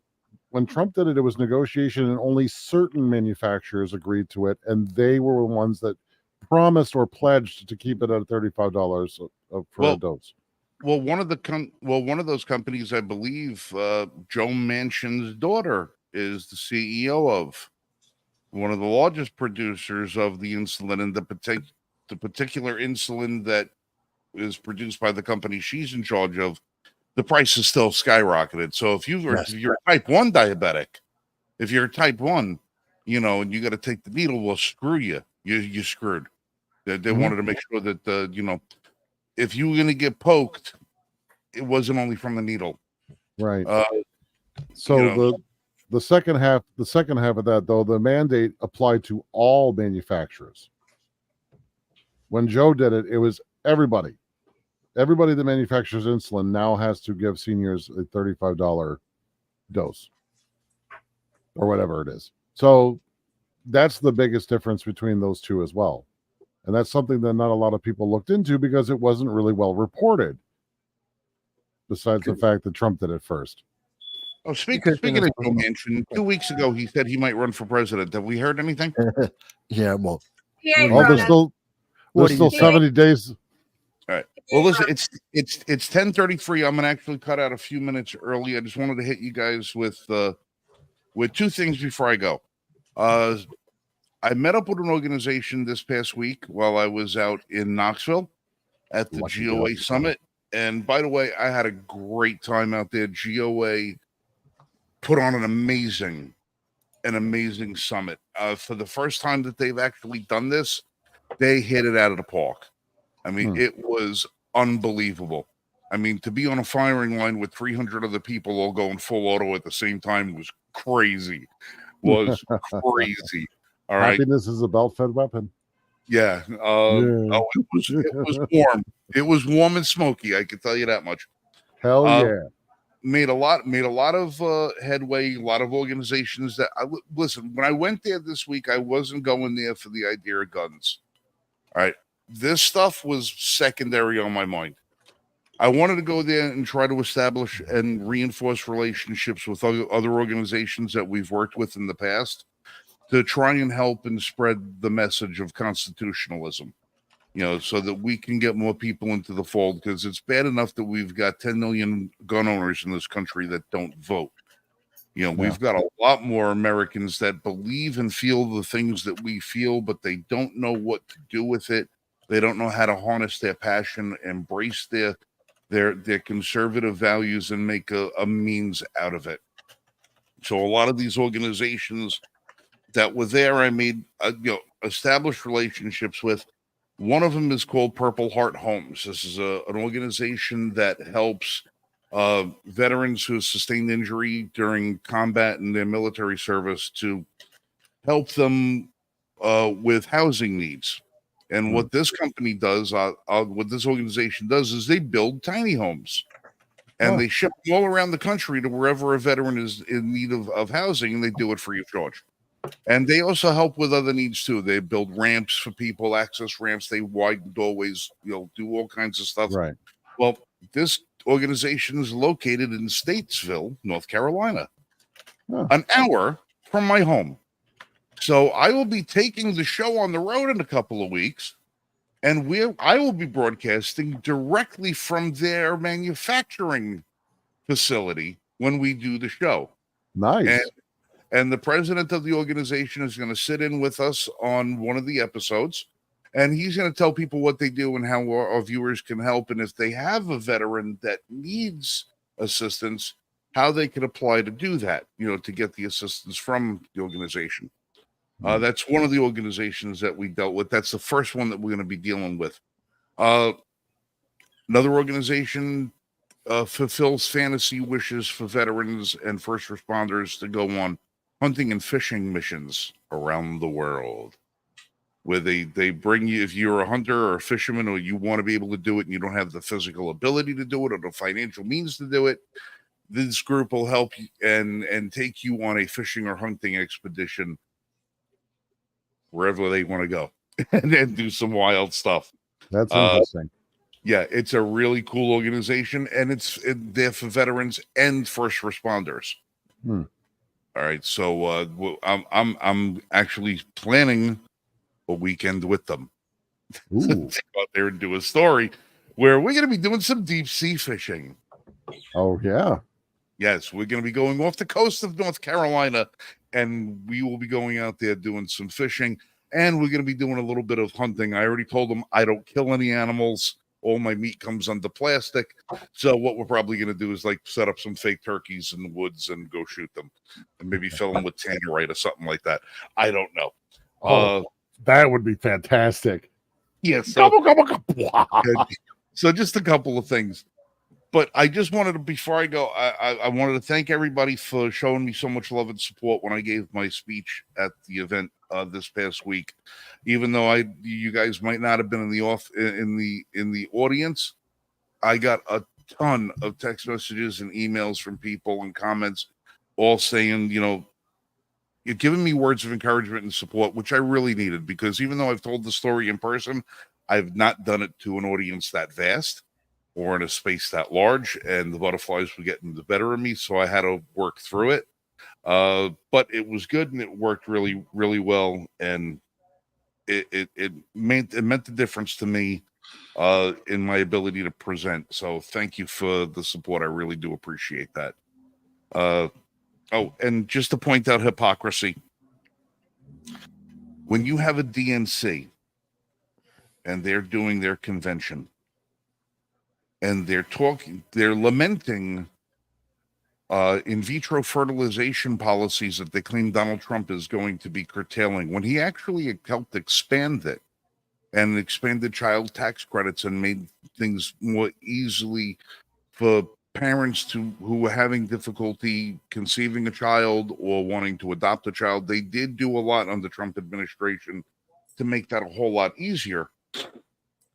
But for the DNC to stand there and say that he didn't do any of that or isn't going to try and do any of that, but to say, parade a group of people on stage talking about how it was so hard for them to conceive a child. Everything was against them, and childbirth is so amazing and so important, and it was such a gift, and this and that and all the rest of this. While at the same time, you have a bus parked outside giving abortions to people. Yeah.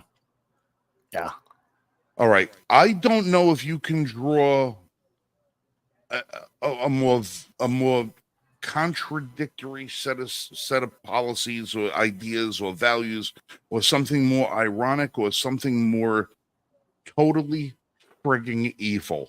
Oxymoron. The term is oxymoron. It's absolutely conflicting. Look, I'm not. Listen, I'm not putting a judgment on abortion. I'm not. I'm not putting in a judgment on abortion. I have my own views about it. All right. Yeah. Maybe the same, maybe different. I don't pose my views on people when it comes to a lot of the stuff. I can make a moral determination and a distinction based on my own. But don't you stand there on a stage and tell me how valuable children are to you and your party, and how important it is for you to help people, have a family, but you stand in front of everything that there is to say that, people want to adopt children and you make it harder for them to do it.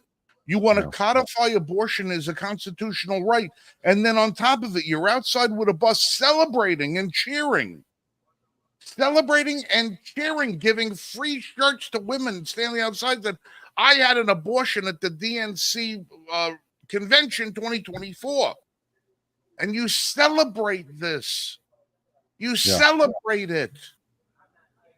Do you not see that? How wrong that is?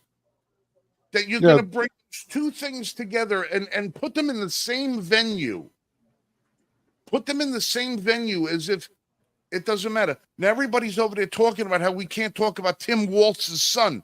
He's got some sort of learning disability or something like that. We can't talk about him because he was very animated in this. Oh, we can't can't this, can't that. They would have aborted that kid if they knew he had some sort of learning disability. They wouldn't be there talking about celebrating him today. They would have aborted him as soon as they conceived him. That is consistent with the Democratic line today. Yeah. And you can't tell me otherwise. Not when you're out there, you're celebrating the death of children outside. And you're going to condemn Donald Trump for trying to increase and advance and help people who want to get infertility treatments and who want to adopt children. I do not understand.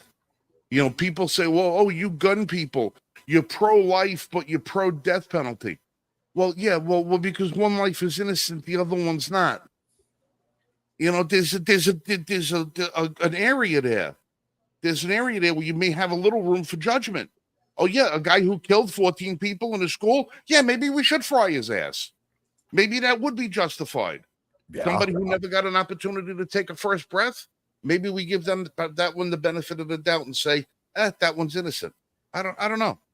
But to celebrate that as if this is whatever happened to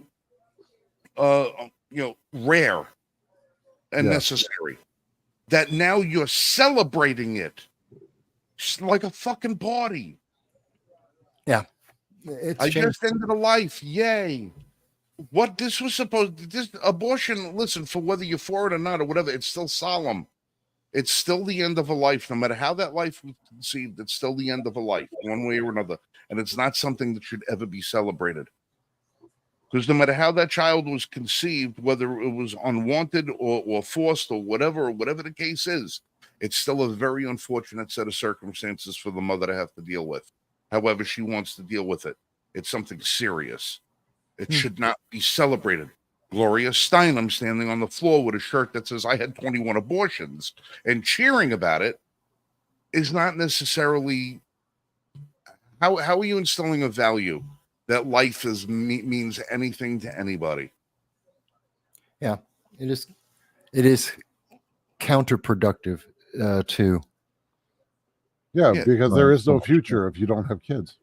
Well, everything is subject to discussion, and people have to live their lives based on what happens to them. We understand that there's an unfortunate set of circumstances for anybody, and I don't judge people based on, on certain things. You can't, but you don't celebrate tragedy. An abortion, whether you're for it or you're not, is still tragic. It's tragic, either the circumstances that led to that abortion, or just if all right, somebody that's tragic one way, or the ending of a life is tragic then. So it was, it's not a life. And so let me ask you a question. If I had a lotto ticket for $1 billion in my hand, and I'm walking down the store to go cash in my $1 billion lottery ticket, and somebody snatches it out of my hand and sets it on fire. Now it's gone. Was it just a piece of paper? Or was it worth $1 billion? It's just a piece of paper. But it's the promissory note. It was a promissory note. So think about that. Yep. Would you be mad if someone took your lottery ticket and burned it? Because if you could say, oh, no, I'm not mad at all. Okay. That's fine. Some of us might be a little upset. All right. I'm out of here. I'm going to go. I love you guys. Be safe. Shoot straight. What do we got? One more show this month before we move to Wednesday nights, right? Yeah. Yep. 1 or 2? One. One? One? Okay. Cool. Yep. We have the show on the 30th. All right, cool. Next week we're giving away red dots next week. All right. Cool. Yeah. Tell your friends, tell your family, watch the show, because next week we will be giving away a beautiful Ocelot red dot rifle scope right there. We're going to be giving one of these away next week. It's got a retail price of $229 on this thing. Field tested and approved by Range Report Reviews. We're going to be giving one of these away. So pay attention. Damn it. All right, kids. Love you. See you guys later. Love you too, Frank. All right. Take it easy. Have a great night, Frank. We'll see you. Frank. Yeah, I've got about 15 minutes myself. No. So we got 15. What we got? We've covered we've covered a lot of ground.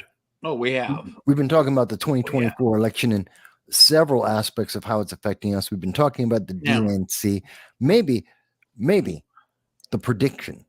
Let me give a I want prediction. to back Okay. up just a little bit because Frank had to leave and we got interrupted. Okay. Biden instituted his $35 maximum price for insulin mandate. Since then, since that's been enacted, there has been a global shortage of insulin. Yep. Because drug companies, pharmaceutical companies are not going to produce a drug that is not profitable for them. Well, and hence They can't. that They are Price. going to put their resources into where they get the most The profit most money. from. Price controls. Where is that Never familiar, worked. folks? They always cause shortages. Price, Always. price, right, Mike? Right, boss? Price controls. She has no Where idea. did we hear that? Well, it comes from this is communist. This comes from Russia. It's the same thing that I heard when I lived in Moscow in the 90s. It's the same exact idea. It's stupid and it doesn't work. And by the way, for all the people who don't know, price gouging isn't the reason why inflation is so high, why food costs so much. Has nothing to do with Every economist is saying that price gouging is a myth. It's not. There's 37 states that have laws on price gouging already. The last Right. time you saw an article about price gouging, 2018. Yeah, 2018. every economist Was it? What? I thought it was is over toilet literally paper. saying that Taking the price gouging is not happening. That is not what's causing the increased prices in food or anything else. And No, but nothing that's that what she's she's trying to sell you. Yeah, it's just a distraction. So she'll blame it on the corporations. She'll blame it on profits that don't exist. She'll blame it on a problem that no state has found, so that you stop saying it's her fault because it's the Biden-Harris policies, economic No, policies. What they're that trying drove to the price. do is a lot of food companies did have record profits. Okay. But Mhm. it's not because they are gouging prices. It's because they have learned, especially with the pandemic, how to operate more efficiently. Yeah. More effectively. Mhm. That is what is the cause of the huge profits. It's not because they're astronomically raising prices. the profits aren't that huge, by the way. We're talking about 1 to No, they're not. 3%. It's 1 Yeah. to 3%, which is And that's literally- another thing that they do is they always show you the amount of money. They don't show you the percentages. Yeah, the profit margin, the amount, if you were to put it into dollars, would be about 1 to 3 for one or two companies, 5 to 7 cents on every dollar. They just bring in a lot of dollars because things are expensive, because inflation, which came from energy and printing money. Well, Which and are Democratic again, like I policies. said, okay, they will say that a certain company had so many $1 billion in profit, but they don't say what percentage that is.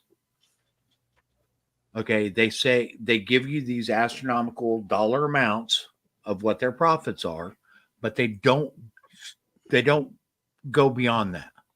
Well, because we're encouraged to look at a high number and think that is a ultimate goal. You can have a high number, but if inflation is high enough, then whatever that number is doesn't buy what you need it to buy. You can make $1 billion in profits, but if inflation matches what the $1 billion would take to spend on stuff, then you're not going to be able to buy anything except maybe a half a loaf of bread. That's the biggest problem, is that people have been taught the bigger the number, the more valuable it is. Well, that's not the case. The bigger the number has nothing to do with value. It has everything to, because value is what you can buy with that big number, with that number. Let me make it easy for people to understand this. Would you right now, and I'm talking to the audience out there, do you want 10,000? Don't go to Google. Don't look this up. It's a simple question. You have to answer it from yourself. Do you want 10,000 yen or 100 American dollars? 10,000 Japanese yen or 100 American dollars? Which one? You can only have one, and you have to answer it in the next 5 seconds. I want to see people answer this in the chat right now. Don't look it up. Don't stop. Don't pause. I want you to make a decision. 10,000 yen or 100 American dollars? Which one is worth more to you right now? Which one do you want to have right this second? Please write your answer. Answer us in the comments. I know Grace says she wants dollars. I want to see everyone else. Joanna says she wants the yen because it's 10,000 yen or just 100 American dollars. Which one would you pick? Now, I know there's well over 100, maybe 200 people who are watching this right now. Not everyone's answering. It's not a trick question, by the way, folks. It's not a trick. It's to point out something. $100 is worth more than 10,000 yen. 10,000 yen is worth $70. $70. See, you didn't convert. You didn't know what the conversion rate was, but 10,000 yen sounds like it's a huge amount. That's a true. big amount. Yeah. No, it's not. And it's the same kind of game that they're playing when they say, and here's profits. the thing. Okay, let's dig into some of these numbers. Okay, if you have $2 trillion in sales, but you only have $1 billion in profit. Okay, and that's the numbers that we're looking at. That $1 billion in profit is what? 0.5%? No, not even 0.05%. Okay, it's not that big. And that's what they get you with $1 billion in profit. Well, what was the actual sales that business had over the year? Okay, and when we take a look at that and we actually figure out the actual amount of profit, it's not that big. It's just we're dealing with astronomical large amounts of sales. And part of that is because of government regulations making it so hard for people to actually open competing businesses. We have seen a huge consolidation in many industries. Yeah. Yeah. And it's one really of them funny. is the food industry. It's really funny because, for an administration that's so big on the worker and unions and so on, they make an awful lot of monopolies happen, don't they? Mm-hmm. Well, and here's another thing. Okay. Oh, wait a minute, because I have to leave real quick. So let me jump in with something real quick, if I can. Go ahead. There's a comment here from Be Heard Photography. Be Heard Photography. I think that's how it's pronounced. Beard Beard? photography. Yeah. Oh, Beard. Okay. Beard Photography is mentioning, and this is a response to someone else in the comments, but they're saying Trump is going to possibly give RFK a cabinet position. I've heard a lot of people say this in many of the comments right now, that was part of the deal. And I just want to address that real quick for people.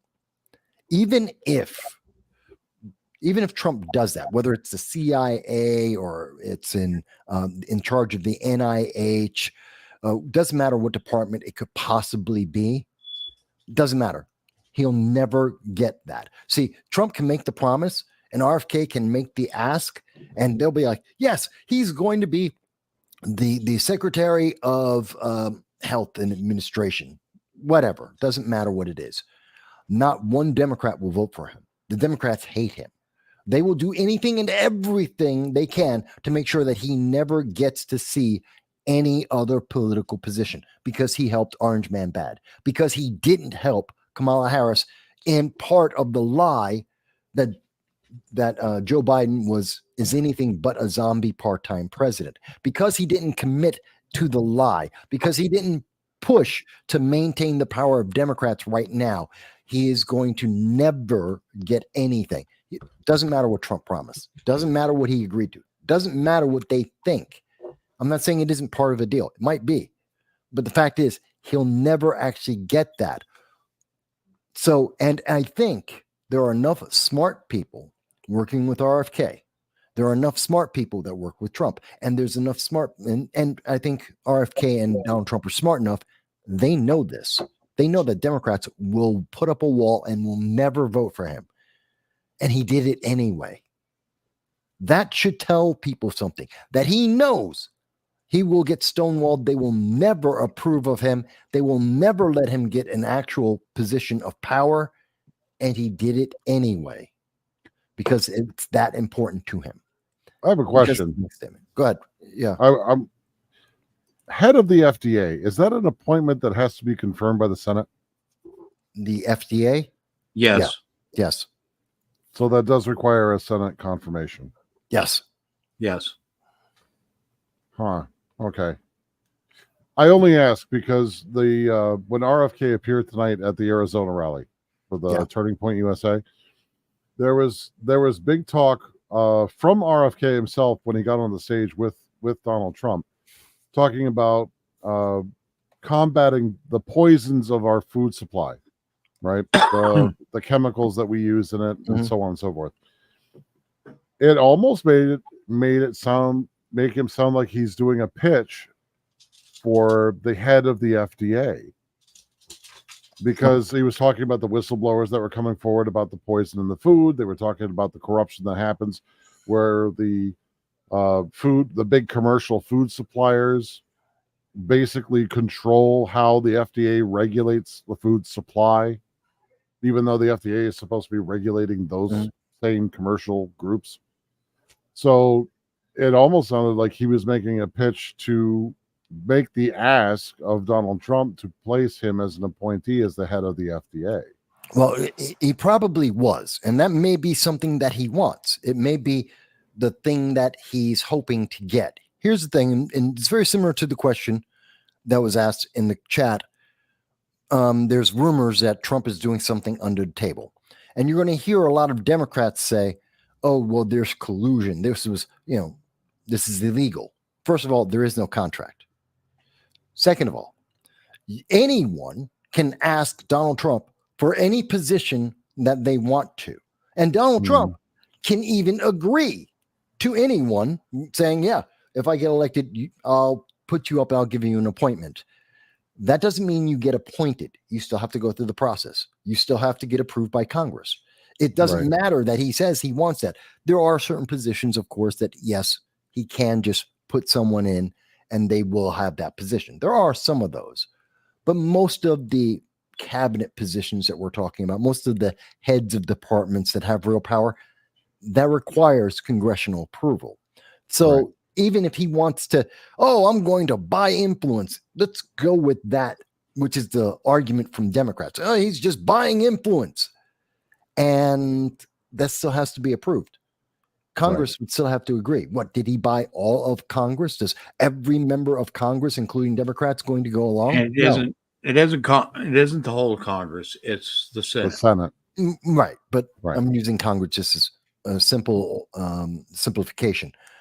But even with that, and by the way, guess what? Pete Buttigieg, how do you think he got to be director of the Secretary of Transportation?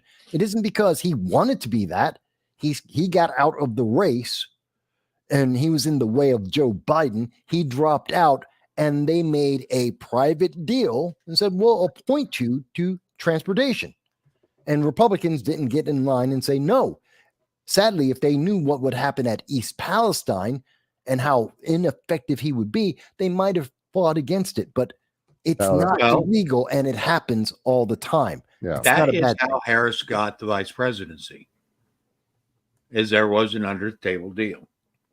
Get out of my way, and I will make you VP. Because if you look at the beginning of Harris's campaign, she Harris slammed was him. leading by every measure.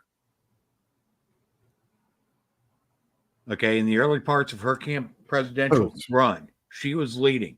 Who? She was leading right Harris. up until what? You're talking about Harris, right? The first 2 weeks. Yeah, she dropped. The first 2 weeks she was leading because she was a woman of color, and she was haranguing Biden on his supposed sexual scandals. His sexual scandals and race. Her biggest moment was the moment she was on stage in 2019. I believe it was the second debate in October, when she needed to stand out amongst the crowd. And she said that she was the young girl that was being discriminated against because of Joe Biden's policies when he was in the Senate. Right. That was the moment. She essentially called Joe Biden a racist. By December, 2 months later, she was out of money. No one was supporting her. None of the Democrats liked her or wanted to work for her. She had already changed her team twice. She was out. And they only brought her back because Joe Biden stupidly made the condition, the limitation, that he wouldn't pick the best person. He would pick a black woman, which is a limiting. That's a filter. It means the best person is out. Now you may say, but Mike, the best person could be a black woman. Yes, it could also be a black man, an Asian woman. It could be a white man, a white woman. It could be anyone else. You've just filtered out every other option. That's not meritocracy.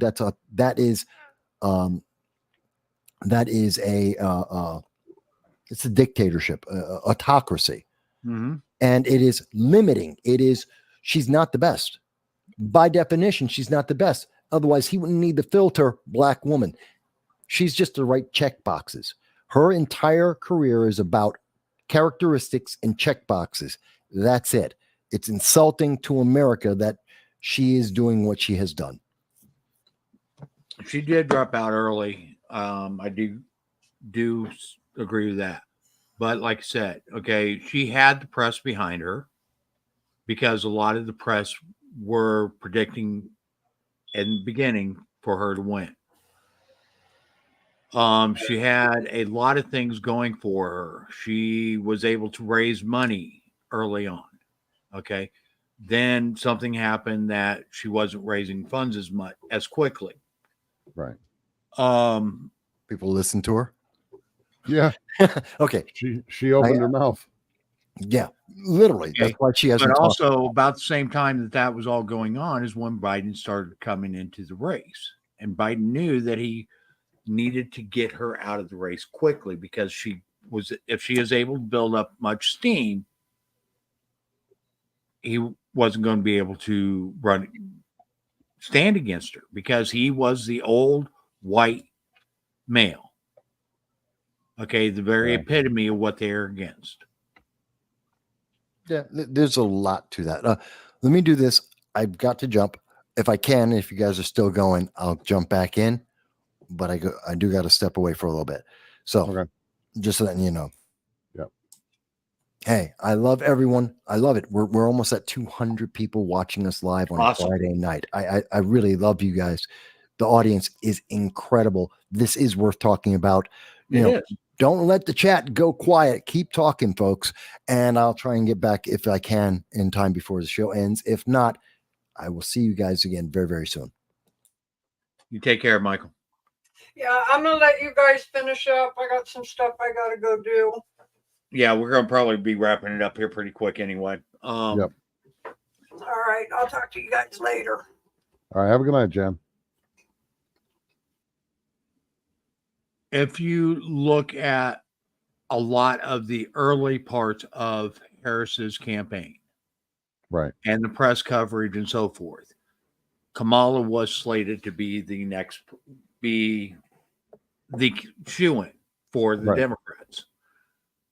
Okay. And when Biden entered the race, because if you remember, right, Biden entered the race late. Yeah, he did. Mm-hmm. Okay. And Kamala had already been doing really, really well. Right. Okay. It just, the timing and everything, it doesn't make sense to me how she didn't get a deal, because every other candidate, she was beaten hands down. Right. Yeah. Okay. Well, I and think then Biden all of a they sudden comes realized. in. I think they realized how much she would compromise any ticket that she was in, because when she opened her mouth to speak, if it wasn't about race and it wasn't about sexism, she couldn't get past the first sentence. The thing is, she had the support. That's what I'm trying to get at. Right. She had the support. And then all of a sudden it just goes away. No, I could make a very I don't off-color believe comment. that. I could make a very off-color comment right now, but I won't. Yeah. But the point is, I see what you're saying. And yeah, it doesn't make any sense. If she had that kind of support to start with, what changed that caused them to swing to Biden, especially knowing, excuse me, especially knowing, I can remember when Biden first entered the race and he was speaking, and it's the tail end of the pandemic, tail end of COVID. And I'm looking at this guy and I'm going, he's not going to make it. Mm-hmm. Even then, there were signs of him sundowning and having cognitive problems. Right. And I had said on Twitter, it's somewhere in my feed. I'm sure someone will go back and look for it and, do whatever. If you want to, fine. It's there. I don't delete anything. Except once. I did delete something once, and that was because the person that posted it was a missing persons appeal.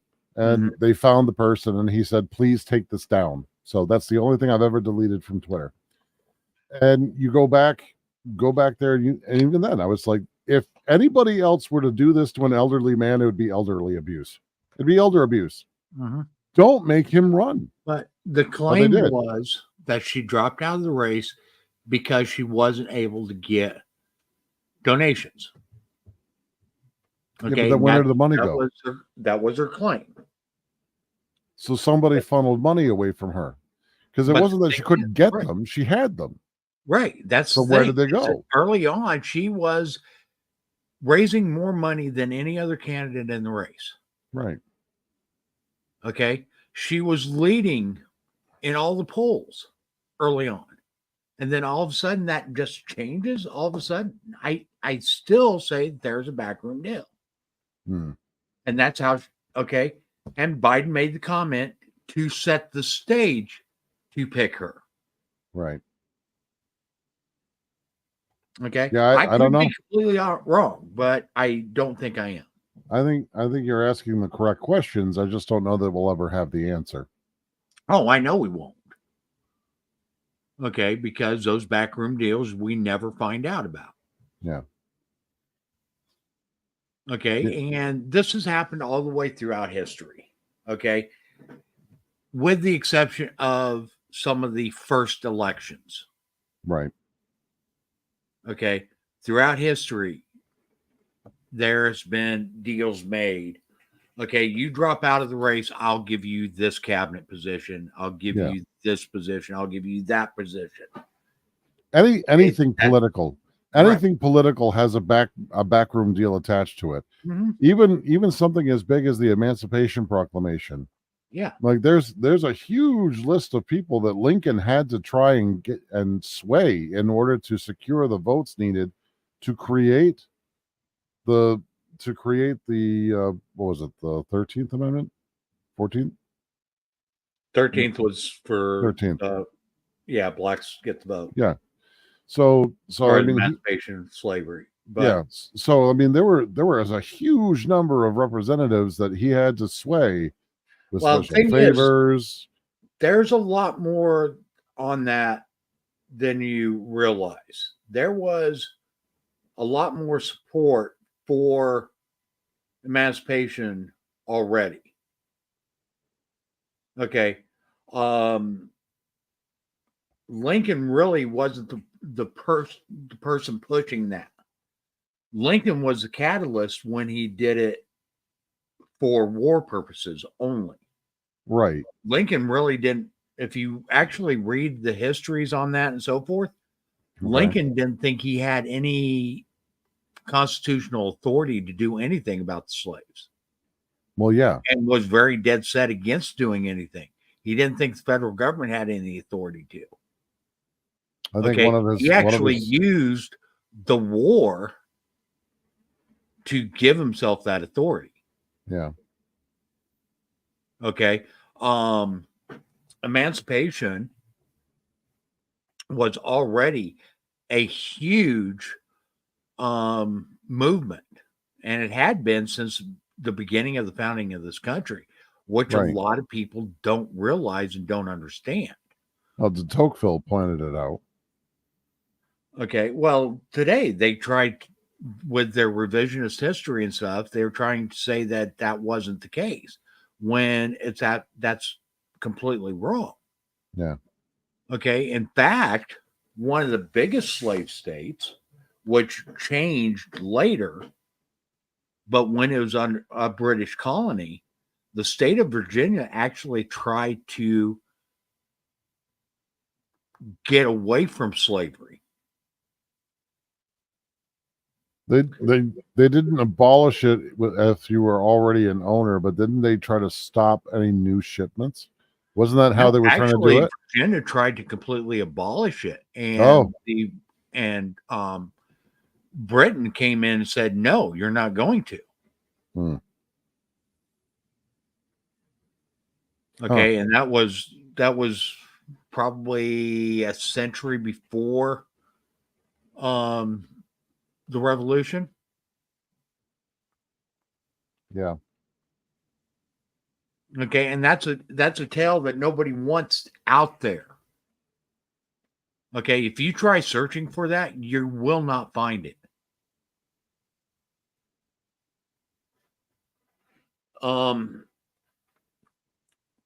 Also, the abolishment of slavery, the Abolition Coalition was huge, especially in the North.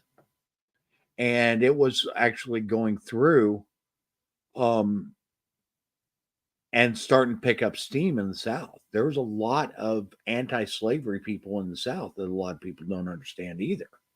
Yeah. Okay, and it's picking up movement there and so forth.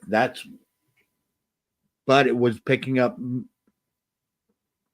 support with the wrong people.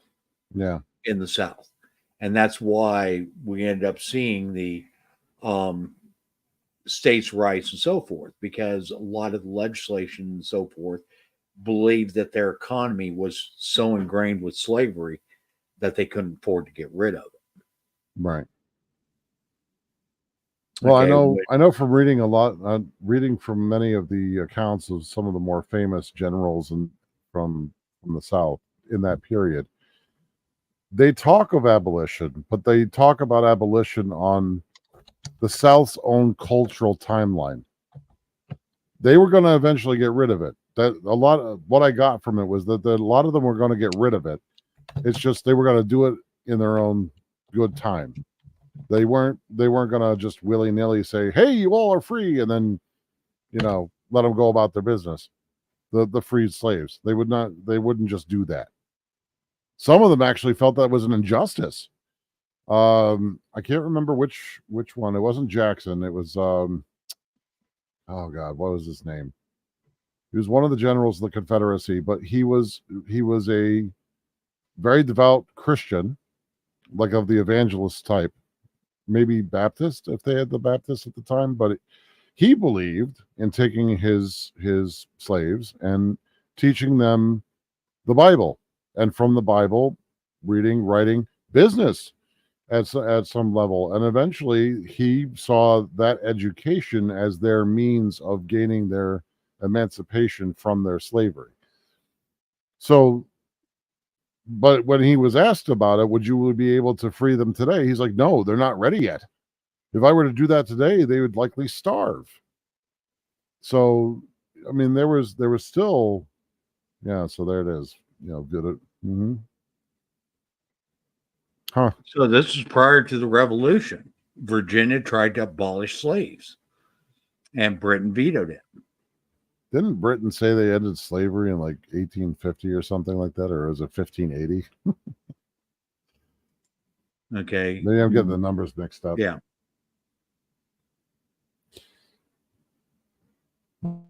But anyway, so no, that was an interesting thing that I didn't expect to read, that there was the abolitionist movement actually was going through the South, but it was at a much slower rate than it was in the North. Mm-hmm. But you're right, Lincoln, if he could have settled the issue of cessation without getting rid of slavery, he would have. Well, here's the thing. His main goal was just keeping the Union together. That's it. And honestly, Lincoln didn't want to get rid of slavery. He didn't think the federal government had any authority to do anything with slavery. The biggest thing was that, like I said, he used the abolishment of slavery as a tool as a war tool. Right. Okay. Even though technically his abolishment of slavery really didn't have any impact on the South, except for in territories of the South that were under Northern control. Right. Okay. Other than that, it really didn't impact the South at all.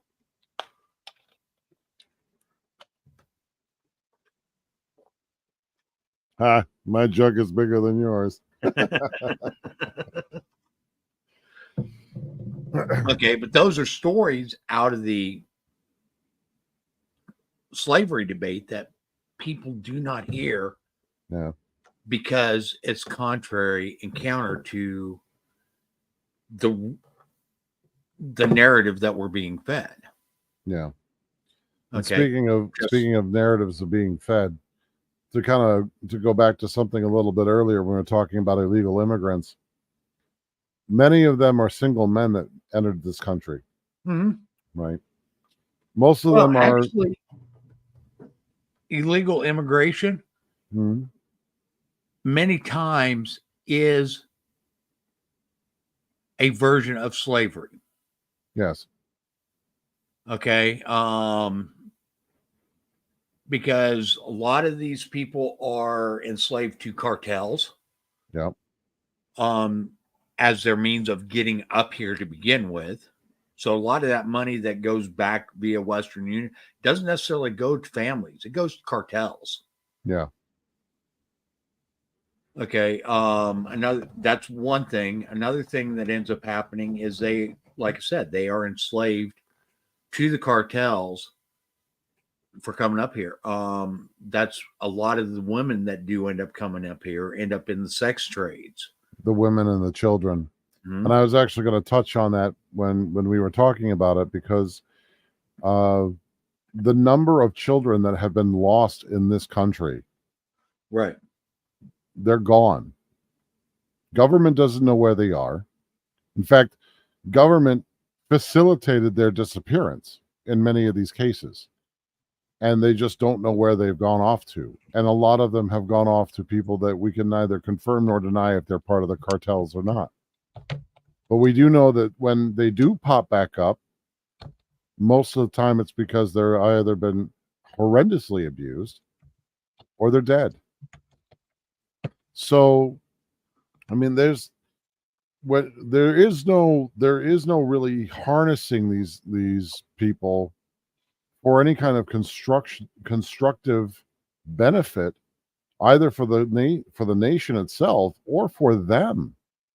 It would be far more beneficial to send them all home with knowledge, so that our export isn't any kind of this identity politics export, but actual liberty and what it means to be free, so that they can build their own liberty at home. But before we can do that, we, the people, have to understand what that means. We can't just send them home saying, if you want to be free, you got to be like me. What does that mean? We don't even know what that means in many cases. Okay, so this here is from a migration portal. I'm going to go ahead and put this up on the screen because we were talking about immigration or illegal immigration. Okay, so recent trends. In 2020, total number of victims of trafficking detected around the world by the UNODC declined for the first time in 20 years as the pandemic limited opportunities for traffickers and its detection. Right. Okay. Now, get down here a little bit further. Okay. The highlighted area. Among human trafficking victims identified between 2002 and 2022, the highest shares were citizens of the following countries: Ukraine, 16%, Philippines, 11%, United States of America, 10%, Republic of Moldavia, 9%, Mexico, 7%. Okay, and a lot of these people that are coming from Central and South America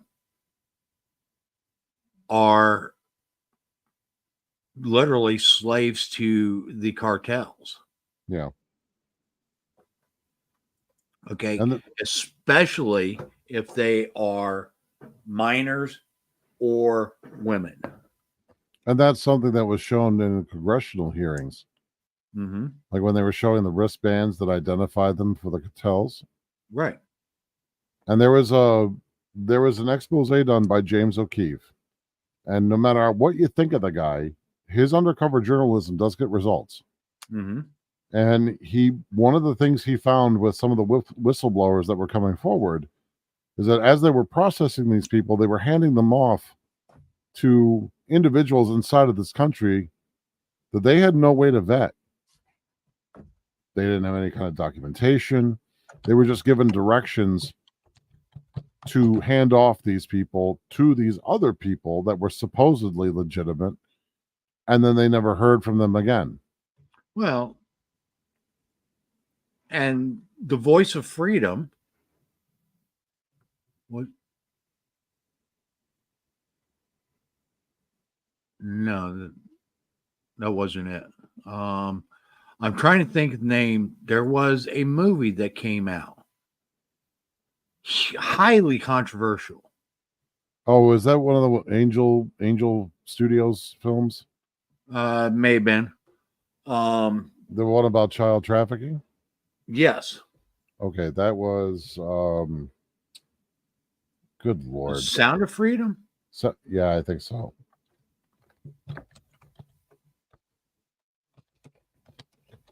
Yeah, Sound of Freedom. Yes. Okay. Highly controversial because it was trying to raise attention to this. Okay. And everybody is trying to say, well, that mischaracterizes these immigrants and so forth. And no, it doesn't. It's okay. This is what's happening. Yeah. Okay. Even if it's 10% or 5% or even 1%, at the numbers that we're talking about, that's hundreds of thousands of people. Right. And no matter whether you get them, so the only way that immigration actually enhances or expands your population is if it's done legally and the persons are vetted with skills. Mm-hmm. That's the only way that it expands. Legally, you don't have the human trafficking happening. Right, which doesn't make you a slave to somebody. I mean, even without the cartels, say there were 100,000 people that made it across the border, right? And they get across the border. They've done so illegally, but the government, which they've already done, so we can say this, the government turns a blind eye to them and allows them to stay within the country, even though every one of them is a criminal. Mm-hmm. Who are they beholden to? The government. The But government. not only that, okay, let's take that government out of the equation altogether. Okay. These illegals come across the border. They have no documentation, they have no social security number, no driver's license, nothing. Okay. And let's say they don't get any of the benefits from the government at all. They're still In order beholden to survive, what are they going to do? Well, unless they turn completely to crime, they're going to be beholden to whoever helps them. They are going to take jobs for under market pay. Right. Yes. It's happening all over the United States. It's not just Atlantic City. Okay. It's happening up here where I'm at. Yeah. Endicott, New York. Okay. It's happening all over the United States, everywhere. Mm-hmm. Parks are being overrun. Yes. Yep. Everywhere. Okay. There's been at least 2 incidences near where I live. And like I said, I live in a very rural area. Okay. There's been 2 instances where I live. The first instant happened a few doors up the road from me, where there was a bunch of, for lack of a better term, fighting age males that had decided to basically take over this individual's front yard, and he actually had to call the state patrol to come and remove them. Right. The other location, which was near me as well, okay, again, it was a bunch of fighting age males, okay, men in their Probably late teens to early 30s. Yeah, so you're like late teens, so yeah. Mm. Okay, again, they were in this individual's yard. The guy comes out and says, "Hey, get out of here." And all they kept doing was telling him, "No English, no English, no English," and kept staying. Okay. The guy ended up having to go back into his house, grabbed a shotgun, came out, and then they finally left. Okay. This is happening all over. Yeah. I've heard of it, stories around near me where people have went into their garages and found illegals living there. In their garage? Yeah. How did they not know they were in their garage? They go to bed one night, right? They come out the next morning, open up the door, and there's a bunch of illegals in there. Holy crap.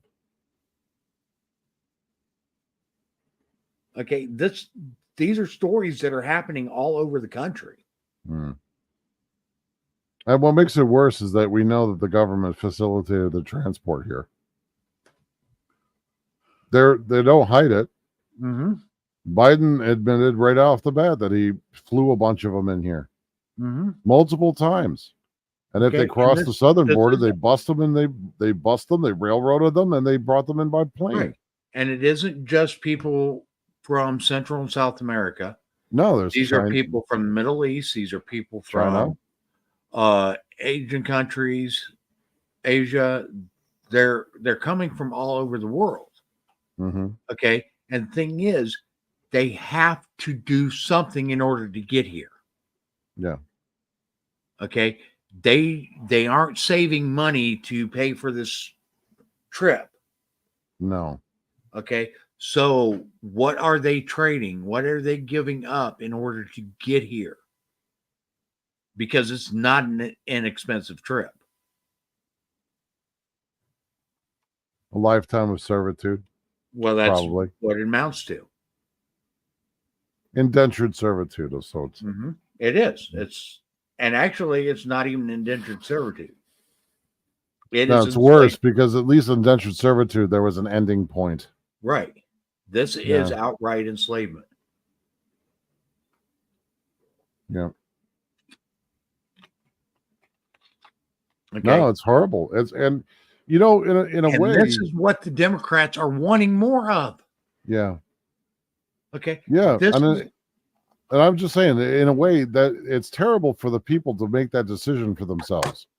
But they do it on a basis of being promised by someone in authority that they're going to be taken care of. Well, they'll be taken care of all right, but they never really qualified how they were going to be taken care of. And that's the problem. But they're coming from these countries where their standard of living is much, much lower than it ever would be in the United States under normal circumstances. And the thing is, I have no problems with people migrating to this country. None at all. As long as they do so legally. I want them to do it legally, because if they do it legally, they can be legally protected. And free. Okay. We know about them, so we can support them. Right. Okay. There are so many reasons why having people come here through the proper channels is highly important. Not for our protection so much as it is for their protection. Yeah. Okay. If they're coming here illegally, they are beholding to somebody. Guaranteed. Yeah. But if they properly immigrate into this country, then they're coming of their own free will. They're their own person. And when they become naturalized citizens, they're citizens. They're not subject to anyone but themselves. Okay. If they're here on a work visa, an asylum visa, as refugee status, whatever, okay, at least we know that they're here, number one, so we can offer them the resources that they need in the proper way. Right. Number two, they can actually get gainful employment through the proper means, which is by law required to have certain conditions, i.e., certain levels of pay, certain safety conditions, etc. Yeah. When they're coming over here illegally, none of that applies. Yep. Okay. We kind of got off the election topic, but in a way we didn't, because that part of it is very important. Okay. Yeah, in the sense that all these extra people that are beholden, a lot of people to this group, are going to be voting for the person that they need to secure their own lives with. And if you've been following our show for any time, or you go back to some of our earlier episodes, you'll find out that I'm not a huge fan of the federal government actually controlling immigration. No. I'm not. Okay. Because I cannot find anywhere in the United States Constitution, with the exception of possibly the common defense, right, of where you could qualify immigration as being a power invested into the federal government. Naturalization is a power of the government, okay? And that is to set the rules for becoming a U.S. citizen. However, immigration is not a part of that. I'll have to read it again, but it doesn't say to specifically secure the border. No. So No, it really, does that not. should be up to the states then. Mm-hmm. The border states should be the ones controlling the border. Yeah. Because you go in here, right? Now I'm going to pull it up here. Unless they make the argument that securing the border is part of national defense. Well, see, that's the thing is, okay, Congress shall have the power to lay and collect taxes, duties, imposts, excises, and pay for the debts and provide for the common defense and general welfare of the United States. But all duties, imposts, excises shall be uniform throughout the states. Okay, borrow money on the credit of the United States. So providing for the right, so for providing the common defense, which could be argued as securing the border, really, when they wrote that, they were actually talking about a military. Well, provide for the common defense actually means defending the nation. It doesn't necessarily mean securing the borders. It Right. means But what I was saying is the common defense was actually about either providing for the militia to defend the nation, or have a standing army for the defense. And I'll of get the into nation. that here in just a second. Right. Okay. So regulate commerce with foreign nations among the several states and with the Indian tribes.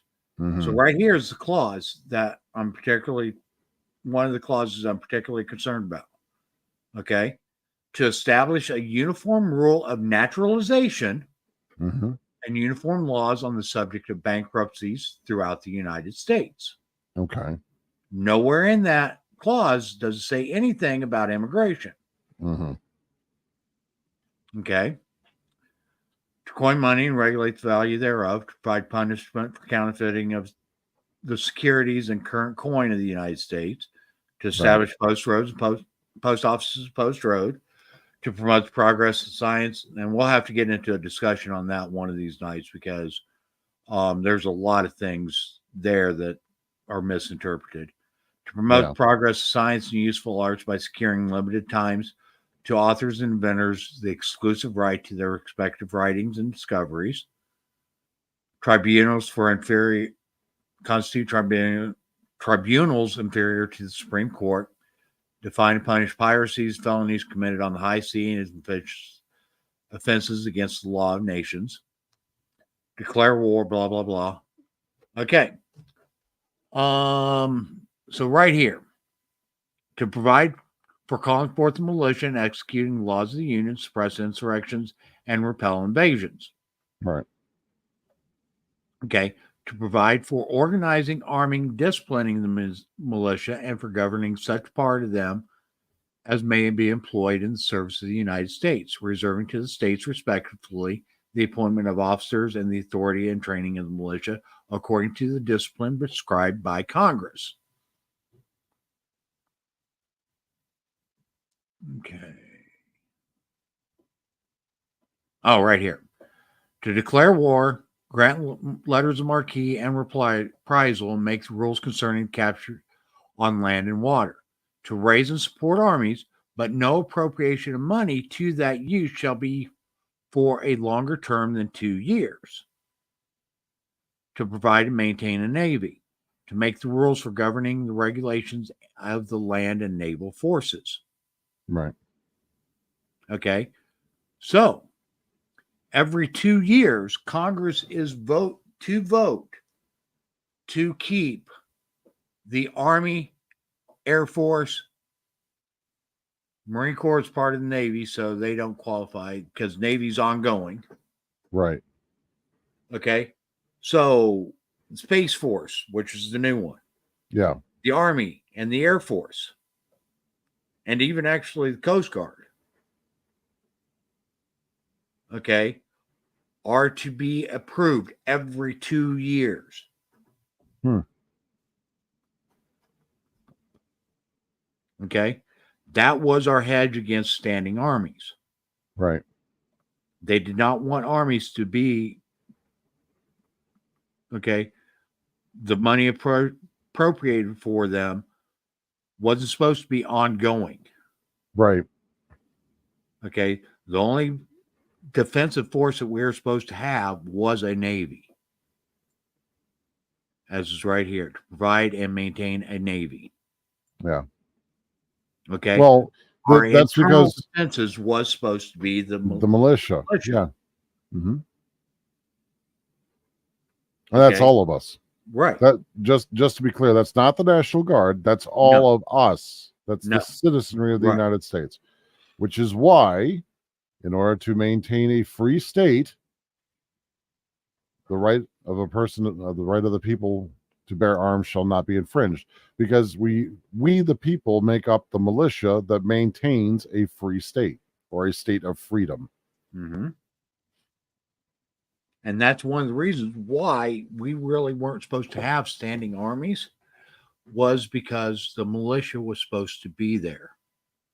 And if we had a militia that was comprised of, at the time, they believed just males, fighting age males, all trained in the art of war. Yeah. Okay. And disciplined as such, both organized and unorganized. Right. Militias, then we would have enough.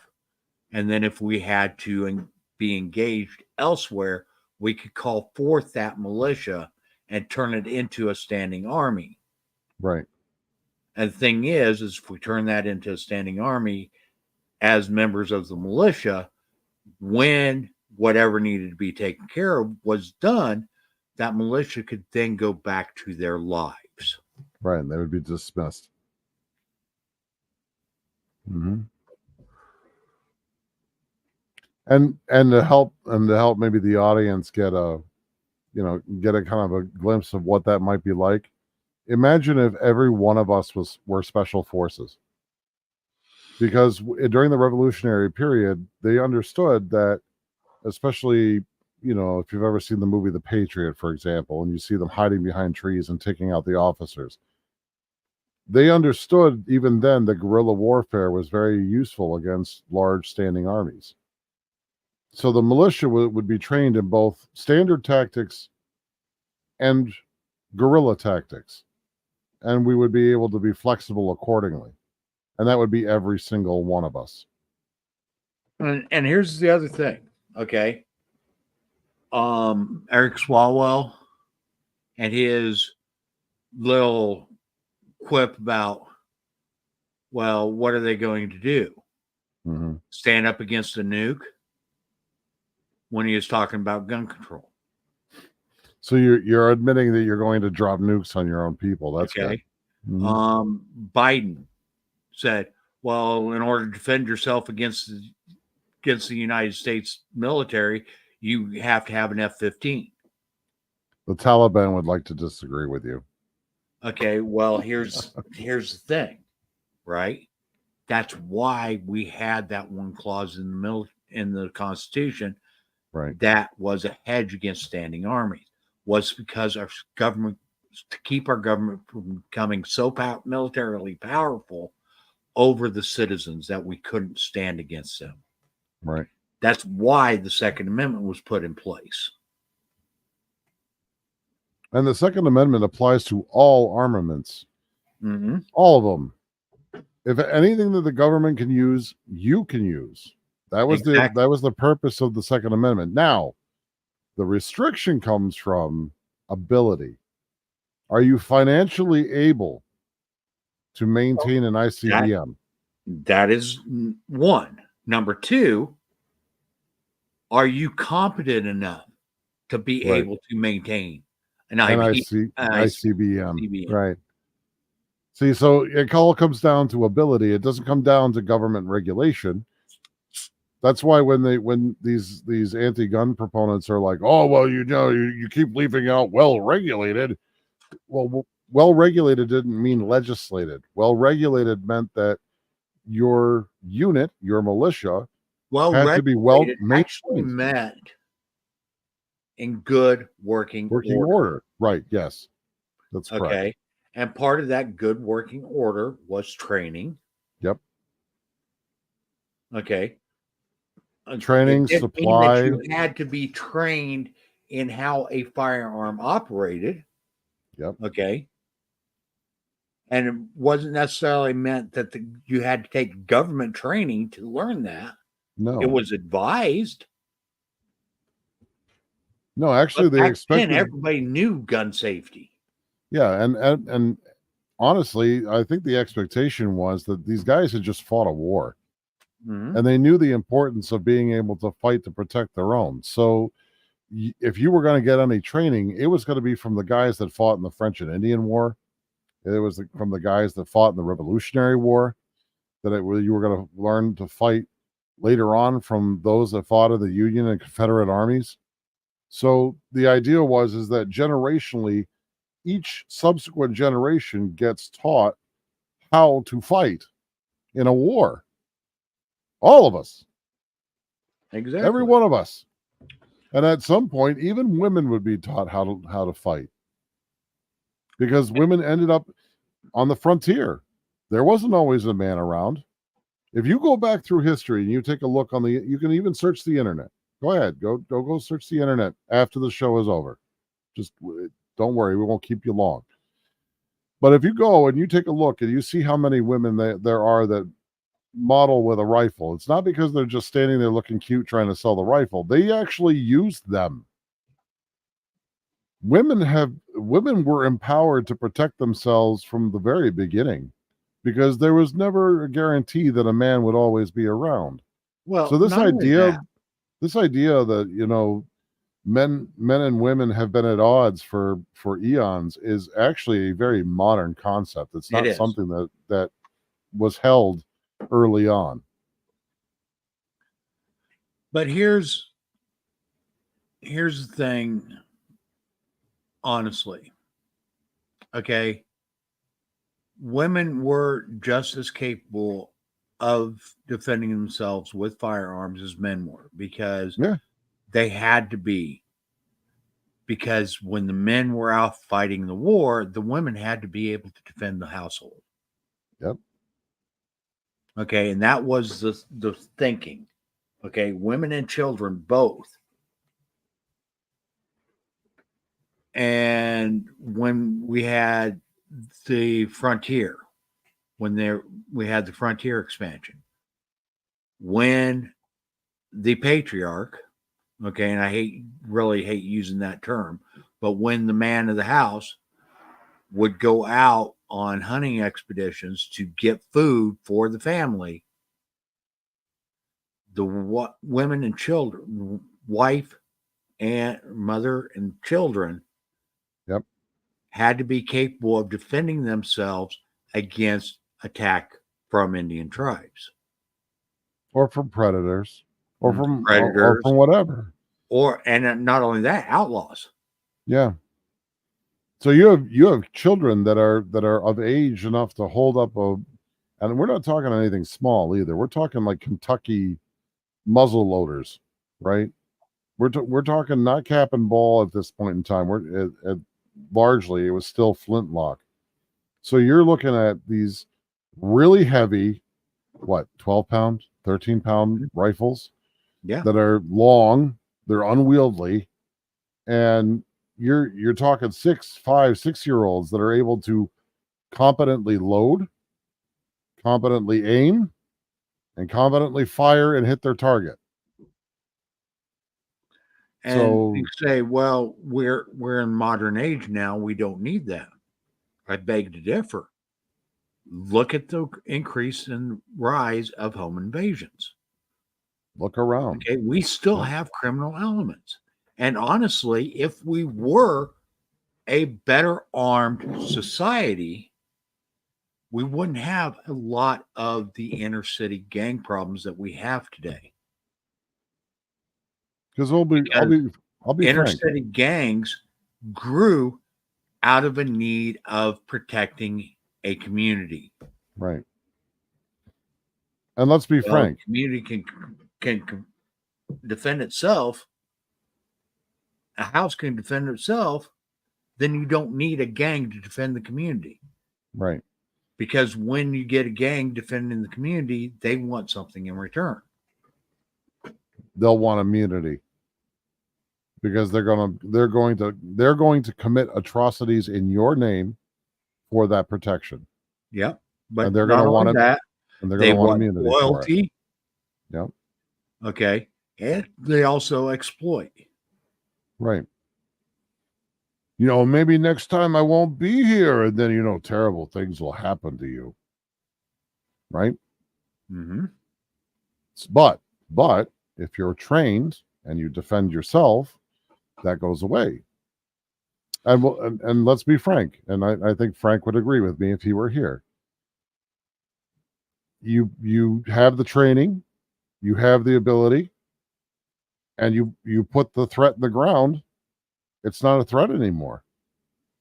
And it's a message to others that you don't want to be the threat in that place, or else you too will wind up in the ground. It's a fact of life. We aren't the only ones thinking this way. Most of the world thinks this way. Most of the world governments think this way. U.S. judge tosses machine gun possession case, calls ban unconstitutional. As it is. It's an infringement. A federal judge has dismissed charges against a Kansas man for possessing a machine gun, saying prosecutors failed to establish that the federal ban on owning such weapons is constitutional. It's about time. The decision by U.S. District Judge John Brooms in Wichita on Wednesday appeared to mark the first time a court has held that banning machine guns is unconstitutional after the conservative majority U.S. Supreme Court in 2022 issued a landmark ruling that expanded gun rights. It didn't expand them. It just returned them to normal. Mm-hmm. That's what, for those of you that don't know, that's what the Bruin decision was about. Right. That's Bruin. When someone says, "Oh, Bruin," that's Bruin. And basically what the court said is that restrictions must be consistent with the nation's historical tradition of firearm regulation. Which there wasn't any. Okay. And yeah. People will point to the NFA and they'll be like, "Oh, 1934, the NFA." That was unconstitutional. Well, the only thing is that nobody fought it at the time because there was so much gang violence that they wanted some way to curtail it. And they thought by getting rid of it, by getting rid of the ability to own it by lawful citizens, that it would somehow stop the criminals from doing it. And what was the rise of those gangs? Alcohol, which was also prohibited. Alcohol, but government intrusion. Right. Okay, because the prohibition on alcohol was just a prohibition on manufacturing of alcohol. It wasn't a prohibition on the ownership of alcohol. Yep. Really, guys? Still going. Yeah. Still going. I know. Alcohol. I know. You're talking about prohibition. I've been listening to talk about the Second Amendment. Yep. A lot of things that aren't being talked about right now, talking about immigration. I was listening a little bit to you guys. Mm-hmm. So yeah, we were basically it's when government gets involved that we see a lot of complications, and they don't have to be complicated. We can actually have a restoration that takes us back to our founding where things actually worked. And that's actually what the Democrats' big problem with Project 2025 is. Yeah. Project 2025 are baby steps to start taking us back to our constitutional foundation. Well, and I think it's not that.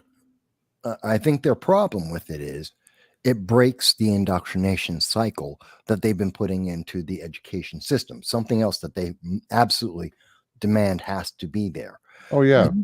That cycle. That is one of the things they bring up is basically the elimination of the U.S. Department of Education. Right, because that is their core basis. That's how they are able to maintain so much. Why do so many people think that the Second Amendment, which you've been talking about, is something that is meant for recreation and sports and doesn't include every citizen?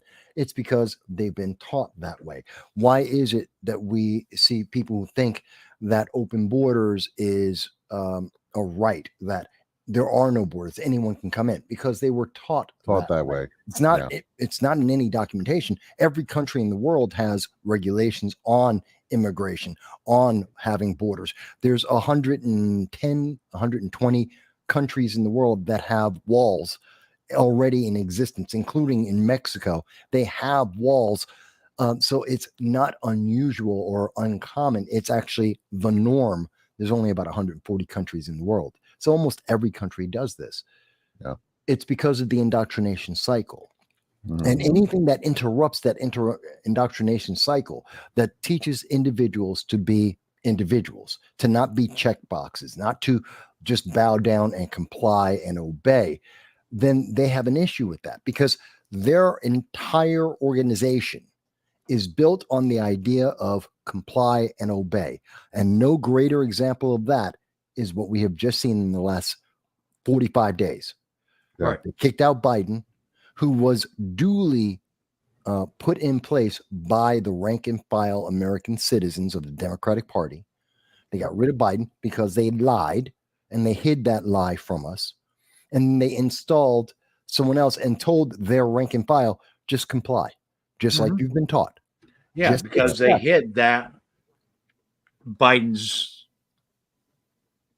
incapacity. He's mentally deficient. Mhm. That is a fact. He's mentally deficient. Right. He's a part-time. And they hid that person. during the primary process when they were supposed to be selecting their candidate. Yeah, he was a They vegetable in would have let 2020. that out. They would have selected somebody else. But if they pick someone else, they may not have maintained as much power. And again, to do that would require people to think, because you can't replace Biden without it, through the normal process, having Yeah. debates. They're terrified. Okay, not only, it's not just that RFK was opposition, and RFK could have had a debate and blown Biden away, and we would have learned well early on, beginning of the year, we'd have learned, actually last year, we would have learned, Biden isn't capable. We should be using the 25th Amendment. He should be replaced. That's the first thing, which means their power base is broken. In addition, you have to consider the candidates. Okay, RFK. Well, that means you have to think about, well, wait a minute. If Biden isn't capable now, and we need the 25th Amendment against him now, how long has that been the case? Who else knows about this? This is a conspiracy to control the power of the government. Who is running it? It's as simple as, who's running the government right now? Biden only works 5 days a week from 10 a.m. until 4 p.m. Who runs the country in between? When we have to deal with what's going on, and they're trying to say, well, Kamala's on top of what's happening with the hostages. Is that why they're still there 10 months later? Is that why we think they're all dead? Or is someone else doing the deal? And because someone else is doing the deal, whether it's Kamala or someone else, is that why we're not getting any traction? Why we have got no positive results? Yeah. I mean, these are questions that we're going to have to answer, but I'm going to have to let you guys go. Yeah, I just came I'm back. actually going to wrap things up right now. Yep. Okay, because we've been going 3 hours, pretty solid. Okay, folks. We will be changing nights. Our last Friday show will be next week on the 30th. After that, you will find us every Wednesday night, 7 p.m. Eastern time. Look for us at our new time and our new day. That will be beginning September 4th. Again, we will be here next Friday, 9 p.m. Eastern time. And that will be our last Friday show. We may have some special appearances and so forth on Fridays, but from here on, from the 4th on, we will be going to a Wednesday night at 7 p.m. Eastern time. Folks, the only way that we can change what's going on right now is to quit relying on the politicians to change it for us and start looking towards ourselves. United together, we can do great things. But it has to come from we the people. E pluribus unum. Okay? It cannot come from the political parties. Right. Political parties are corrupt. Regardless of what you want to say, I don't care which one you're looking at, they are all corrupt. Okay? And as long as we maintain a two-party dichotomy in this country, we will only go backwards. We will not realize a more perfect union. It's only as Americans for America that we go forward. Get united by joining a constitutionally founded, an organization with a constitutional foundation, like the Liberty First Foundation. You can join us through our website, l1f.us, that will be real soon undergoing some very massive changes. For the price of 1 month of Netflix. Mm-hmm. Exactly. That will be an annual membership. But folks, it's not about the money for us. Okay. We utilize that money to help spread the message that we've got to return to our constitutional foundation. And until we get back to our constitutional roots, our country's going to continue to go and spiral downhill. Yep. What made us a great nation was the involvement of the people. And the less the people are involved, the further we slide, the further back we go. Okay. We'll see you next Friday, 9 p.m. Eastern time. Look for us. Help us spread the message. Like, share, comment. Help us get the word out. Subscribe. Thank you, everybody. I appreciate everybody that's in the chat. We will see you all next week. Good night.